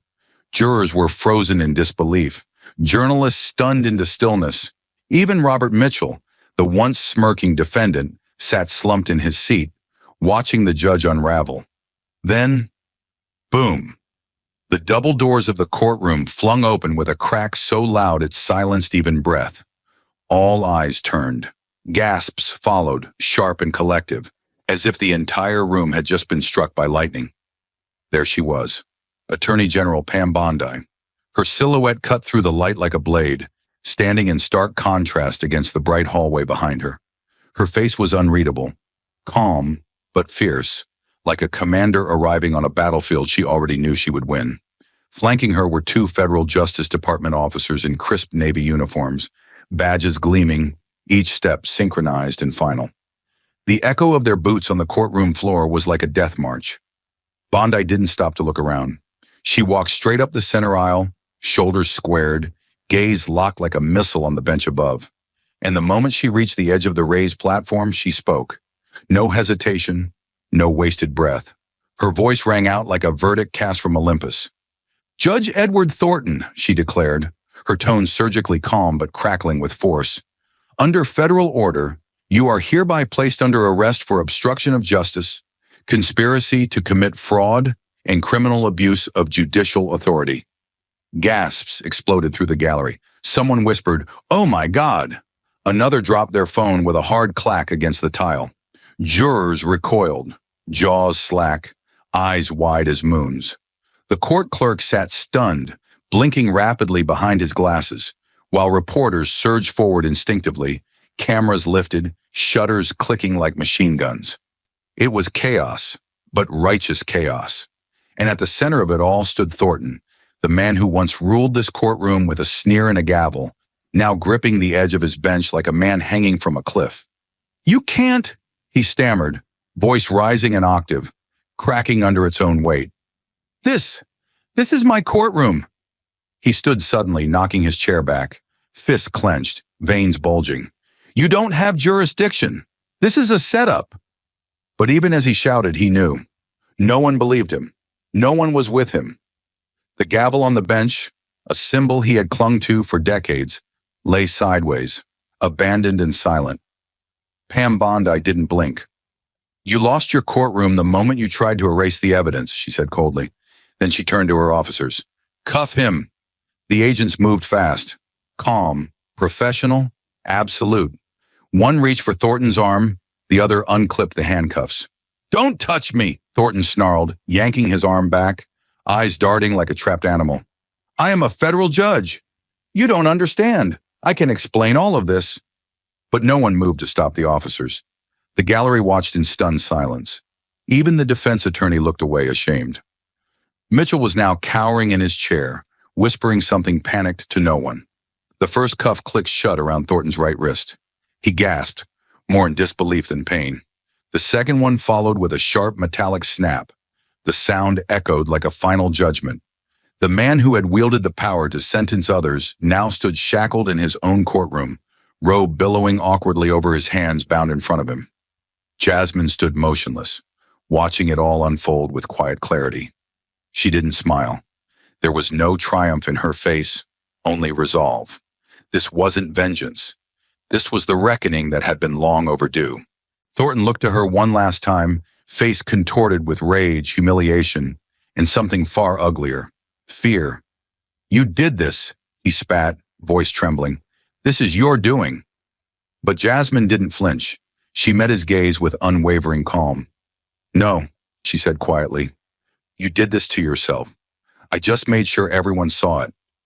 The agents turned him toward the doors, leading him down the center aisle. The same path he'd walked 1,000 times with pomp and posture, now reduced to a man stripped of all illusion. Reporters shouted questions. "Judge Thornton, do you deny the recording? Did you falsify the contract?" But he said nothing, just stumbled forward, sweat trickling down his temple. The jurors sat stunned. One woman wiped away a tear. Another man exhaled deeply, as if he'd been holding his breath since the trial began. Mitchell's lawyer slumped in his chair. The bailiff, unsure what to do, simply stepped aside. As the courtroom doors swung shut behind Thornton and the echo of his final steps faded into silence, Pam Bondi turned to the stunned crowd. "This trial will resume under new judicial authority," she said, her voice commanding the room like a general. "The Justice Department will launch a full investigation into any and all parties connected to this corruption, effective immediately." Then with a nod toward Jasmine, she added, "And we owe our thanks to the woman who refused to be silenced." The courtroom erupted, not in chaos this time, but in applause. Applause from jurors, from observers, from journalists who were now part of a story far greater than they'd expected. Jasmine stood still, not basking in it, but standing for what came next. Because this wasn't the end. It was the beginning of justice finally walking back through the door. Robert Mitchell stood like a man whose past had just caught up with him in real time. Gone was the polished real estate tycoon in a $1,000 suit. Gone was the smug smirk he'd worn for weeks during the trial. In his place was a trembling man, his tie loose, sweat soaking through the collar of his designer shirt, eyes wild with fear. "Wait!" he shouted, stumbling forward as the last click of Judge Thornton's handcuffs still echoed in his ears. "You don't understand. I wasn't in charge. I was just doing what I was told." His voice cracked, then rose higher as panic overrode reason. "I'll testify. I'll hand over my entire financial database, encrypted drives, offshore accounts, donor lists, anything you want. Just please, don't let this fall on me alone." Jasmine didn't even blink. Her gaze locked on him, steady as steel, and when she spoke, it was colder than the cuffs that had just left with Thornton. "You orchestrated this scheme," she said, her voice calm, deliberate, slicing through the courtroom's air like a scalpel through silk. "You funneled taxpayer money into fake shell companies. You bribed officials, falsified invoices, laundered millions through public contracts, and then sat there, right there, smirking through every hearing like the rules didn't apply to you." She took a single pointed step closer. "And now that your judge is gone and your safety net's been ripped apart, you want to cooperate?" Her eyes narrowed. "You're not sorry. You're scared." Mitchell's lips parted in stunned silence. He looked around the courtroom as if realizing for the first time he was truly alone. His attorney stared blankly at the desk, refusing to meet his eye. Reporters leaned forward in eerie synchronization, pens scribbling madly. Cameras flashed, capturing the collapse in real time. And then a juror, an older black man seated in the back row, rose slowly from his seat, his face stern, his hands clenched. He said nothing, but his silence spoke volumes. Next, a woman in the middle row stood as well, her jaw tight, chin lifted in grim resolution. One by one, they began rising. No instructions, no cue, just instinct. They were no longer mere spectators in the legal theater. They were witnesses to a turning tide. They were the moral compass reorienting itself. Mitchell took a staggering step backward, eyes darting from juror to juror, like a man watching his past sins line up to pass judgment. "No, please, I can name names," he begged. "Thornton wasn't the only one. There were senators, executives. I'll help bring them down." His words rang out, but they no longer carried weight. Not here, not now. Jasmine stood with the poise of someone who had seen power corrupt and now watched it fracture at the knees. "You had your window," she said coldly. "We offered you a deal before this trial began. You ignored it. You lied under oath. You hid behind influence, behind arrogance, behind Judge Thornton. And now you want the system you cheated to save you?" Her voice hardened, each syllable measured and merciless. "There is no deal. There is only accountability." The courtroom seemed to tilt with those words. Reporters gasped. A woman in the gallery covered her mouth. Mitchell sank into his chair as if trying to disappear into the cushion, but there was nowhere left to run. The courtroom was no longer his stage. It had become his reckoning. From the jury box, a woman in a pale blue blazer took a step forward, her voice clear and controlled. "We're ready," she said to no one in particular, but everyone heard her. "We know what he did. We've heard enough." Another juror followed, then another. Soon, nearly the entire panel was on their feet, a silent wall of consequence rising before the man who once believed his money could outrun justice. Mitchell whimpered, actually whimpered, his hands shaking as he tried to gather his notes, his papers, his useless briefcase. But none of it mattered. The charade was over. Jasmine turned slowly toward the jury, her expression softening for the first time. Not in mercy, but in quiet recognition. These weren't just citizens. They were justice incarnate. "Thank you," she said gently. "Your courage here today will echo far beyond these walls." And as Mitchell buried his face in his hands, surrounded by 12 standing sentinels in the full force of exposed truth, the courtroom entered a new kind of silence. Not the kind born from fear or confusion, but from power rediscovered. It was the silence that comes when justice has finally, irrevocably, taken its place at the front of the room. The black SUV pulled into the White House perimeter just as the sun began to dip below the horizon, casting streaks of amber and crimson across the marble columns. Jasmine Crockett sat in the back seat, still dressed in her courtroom suit, creased, worn, but carrying the weight of a war just won. Her eyes stared ahead, unmoving, as the Secret Service agent opened the door. The guards saluted her as she stepped out, not as a formality, but with genuine reverence. She climbed the steps slowly, each footfall echoing the gravity of what she had just done. The doors opened. The corridors inside were quiet, but only on the surface. Inside the West Wing, the air crackled with something electric. Word had already reached every floor. Judge Thornton in handcuffs. Mitchell begging for mercy. A courtroom no longer afraid to stand. When Jasmine entered the Oval Office, President Trump was already standing behind his desk, his arms folded, expression unreadable. For a long second, he said nothing. He just looked at her, like a man assessing not her performance, but her will. Then he stepped forward, and his voice broke the silence, deep and deliberate. "You just changed history," he said, each word precise. "You didn't just take down corruption. You reminded this country what justice sounds like when it's not afraid." He extended his hand, then pulled her into a firm, almost paternal embrace. "Damn proud of you." Jasmine exhaled for the first time since she'd left the courthouse, her spine still stiff with adrenaline, but her pulse beginning to settle. Trump released her and stepped back, pointing to the television behind his desk. Broadcasts lit up with images of Thornton being walked out in cuffs, Jasmine standing tall beside Pam Bondi. Headlines screamed across the ticker, "Federal judge arrested in courtroom bombshell." Jasmine Crockett uncovers massive judicial corruption. White House legal firebrand brings down a titan. Trump gestured toward the screen, then turned back to her with a smirk. They said you were too young, too green, too media-trained for the real fight. But you walked into that courtroom and turned it upside down. You didn't flinch. You didn't ask for permission. You made the truth impossible to ignore. Jasmine gave a slight nod, emotion swelling behind her eyes but still holding firm. But Jasmine didn't smile. Not yet. Sir, she said quietly, it's bigger than just Thornton. She stepped forward and placed a manila folder on the desk. Mitchell started to talk.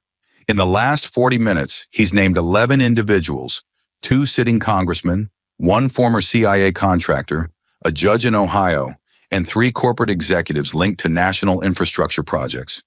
He's terrified. He knows the game is over. He's ready to barter for air.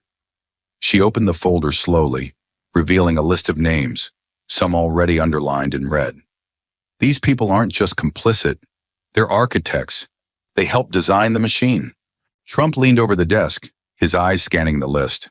His fingers tapped against the leather blotter, a slow rhythm of pressure building. I know a few of these names, he muttered, and I know what they think of themselves. Kingmakers, puppeteers, people who believe they can live in the shadows while pulling strings in every branch of power. His jaw clenched. But this, he pointed at the list, this is the reckoning they never saw coming. Jasmine met his eyes, unwavering.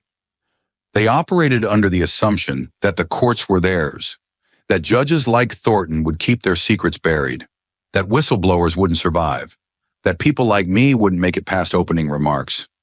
Her voice darkened, steady and heavy. We've shattered that illusion, but now we need to push. Trump nodded slowly, his gaze drifting to the window, where the sun was now a thin gold line on the horizon. The shadows in the Oval Office lengthened. I want a task force, not tomorrow. Tonight, he said, turning sharply. Bondi leads it. You're embedded in it.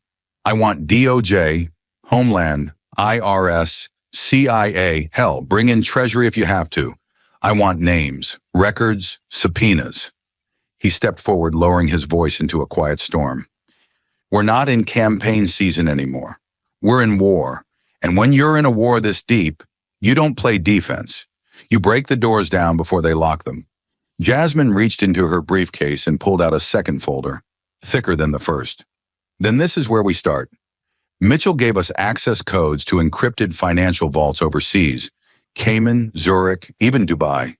He's turned over internal memos detailing wire transfers to fake nonprofit fronts. Everything's time-stamped. All of it tracks back to a communications hub in Northern Virginia. She paused, eyes narrowing. That hub was approved by a federal oversight committee whose chairperson is on this list. Trump's lips parted in a humorless smile, cold, almost grim. So now we're at the part where oversight turned into cover-up. He shook his head slowly. Let them hear the footsteps coming, Jasmine. Let them know that the girl they mocked in press briefings, the courtroom they tried to humiliate you in, the law they tried to twist, none of it worked. He turned back toward her, voice sharper now. We dragged them all into the light, every last one. For a moment, neither of them spoke. Outside, sirens wailed faintly in the distance.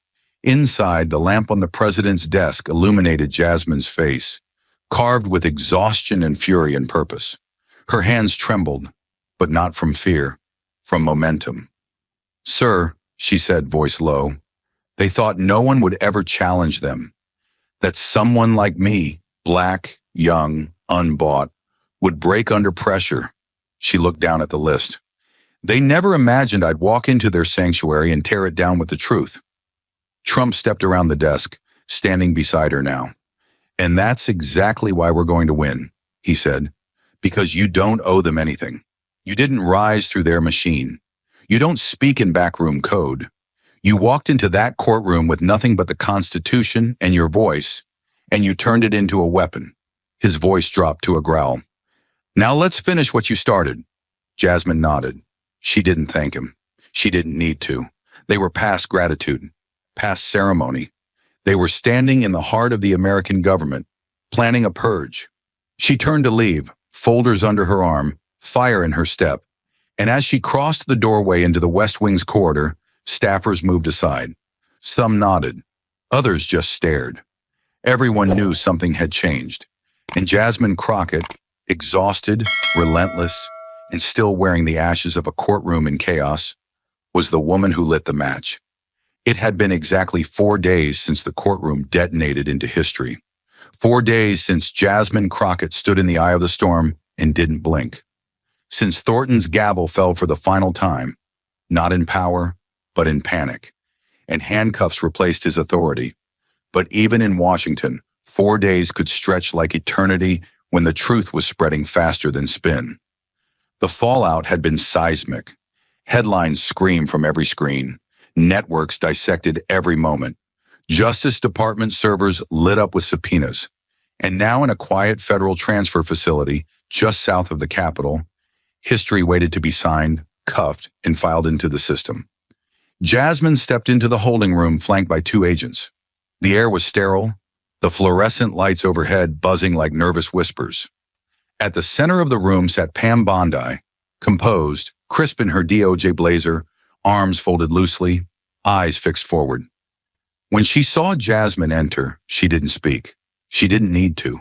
She gave a slight nod, just enough to say everything. You did it. You didn't flinch. And now the reckoning begins. Then the steel door on the far wall hissed open. 2 more agents entered, dragging behind them a man who once signed government checks with swagger. Robert Mitchell. His suit was gone, replaced by an orange jumpsuit that couldn't hide the sweat staining his collar. His hands were cuffed. His eyes darted wildly between the 2 women who had brought his empire to its knees. And then he broke. "I'll cooperate," he shouted, voice frantic and hoarse. "You want names? I've got them. Dozens of them. Senators, fundraisers, judges, even someone in DHS. He stumbled forward, nearly tripping over his own shackles. "I swear to God, I'll tell you everything. Just get me out of this. I'll sign whatever you want." Jasmine didn't react. Not at first. She just stepped forward until they were 3 feet apart, one standing like justice in heels, the other squirming like a snake in a box.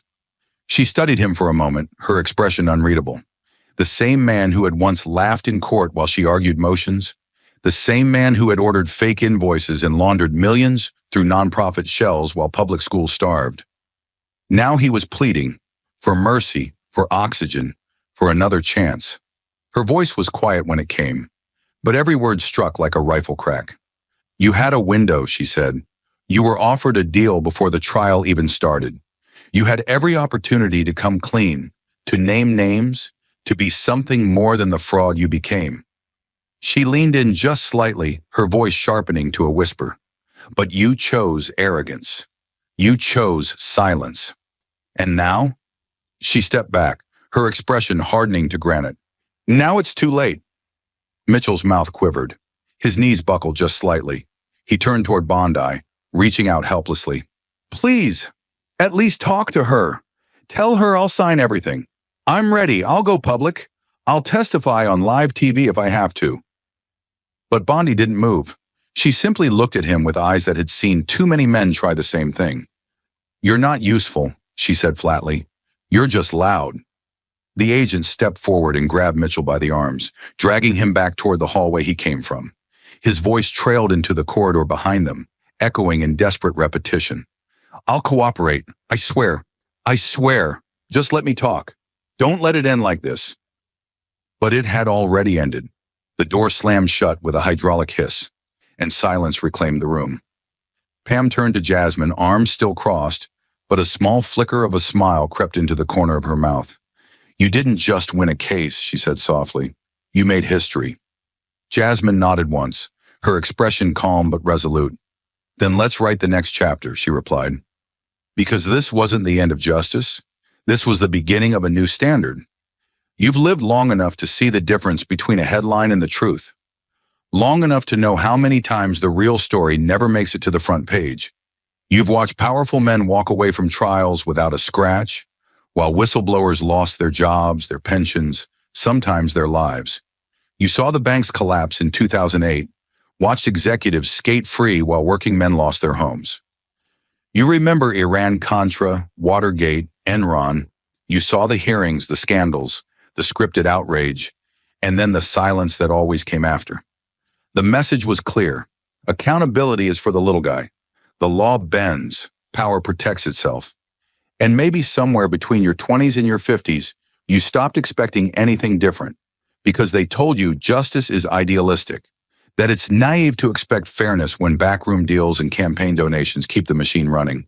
So you buried the fire, you raised your kids, paid your taxes, kept your head down, and told yourself, that's just how it is now. You didn't get cynical, you got tired. But then you saw her. You saw Jasmine Crockett walk into a courtroom where the fix was already in and blow it wide open.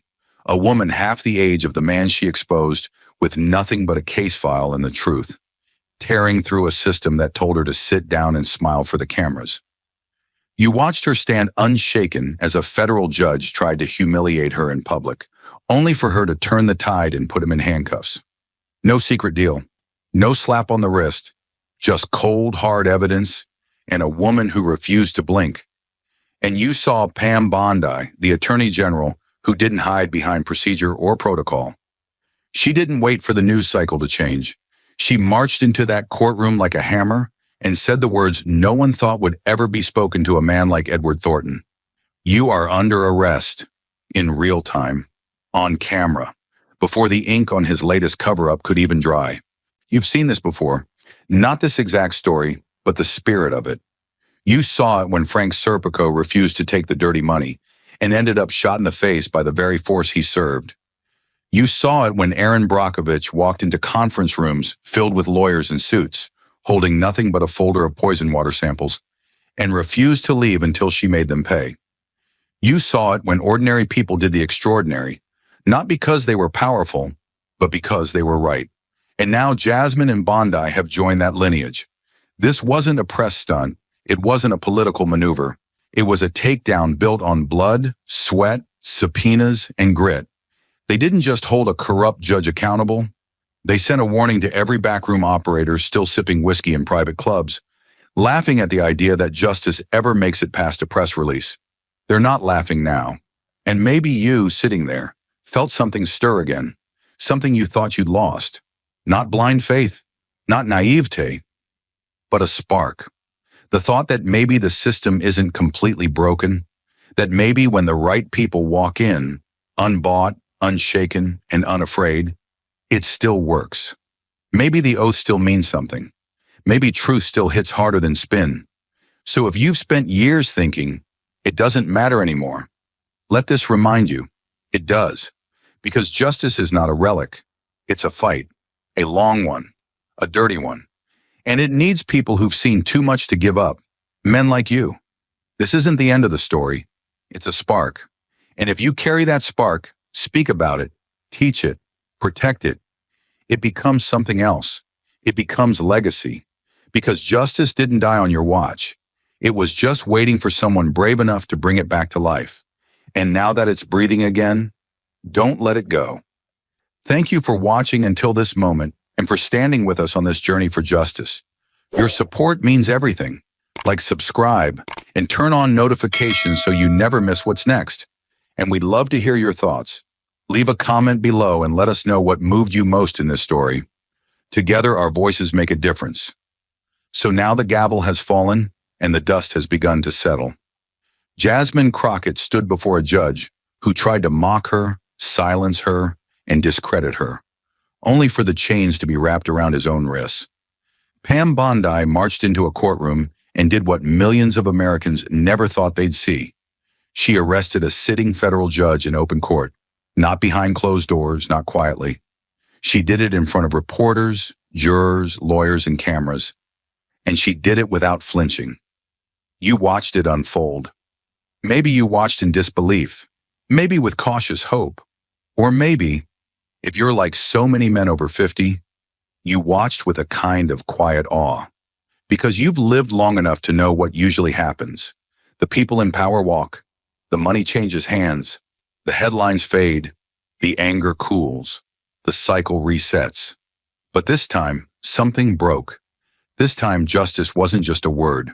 It had a face, a voice, a presence that refused to back down. Jasmine Crockett didn't ask for permission to be respected. She didn't soften her voice to be palatable. She didn't play by the script written for her. She came prepared. She came with the truth.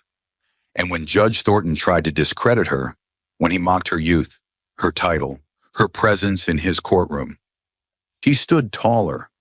She didn't ask him to believe her. She forced him to hear her. And when she dropped the evidence, his own signature on fraudulent transfers, his own voice caught on tape, she didn't blink, because she knew that justice isn't given. It's taken back. That is why you're here now, because that moment wasn't just powerful. It was personal. You've been told too many times to stay out of it. You've been told it's rigged, that the swamp never drains, that no one gets punished. And let's be honest, you've seen proof of that for decades. You've watched the guilty walk away in limos while the honest go broke. You've seen cops who tried to expose corruption get bullets instead of medals. You remember Frank Serpico. You remember what it cost him. You remember Aaron Brockovich showing up to $1 million conference table in a thrift store skirt and burning giants to the ground with a stack of water reports. And now, you've seen it again, through Jasmine and Bondi. Which brings us to now. The question is simple. What will you do with this moment? Will it just be another video in your feed? Another headline that leaves you shaking your head? Or will you carry it? Speak about it? Let it light something inside you that may have dimmed over the years? Because this isn't just about one judge in one courtroom.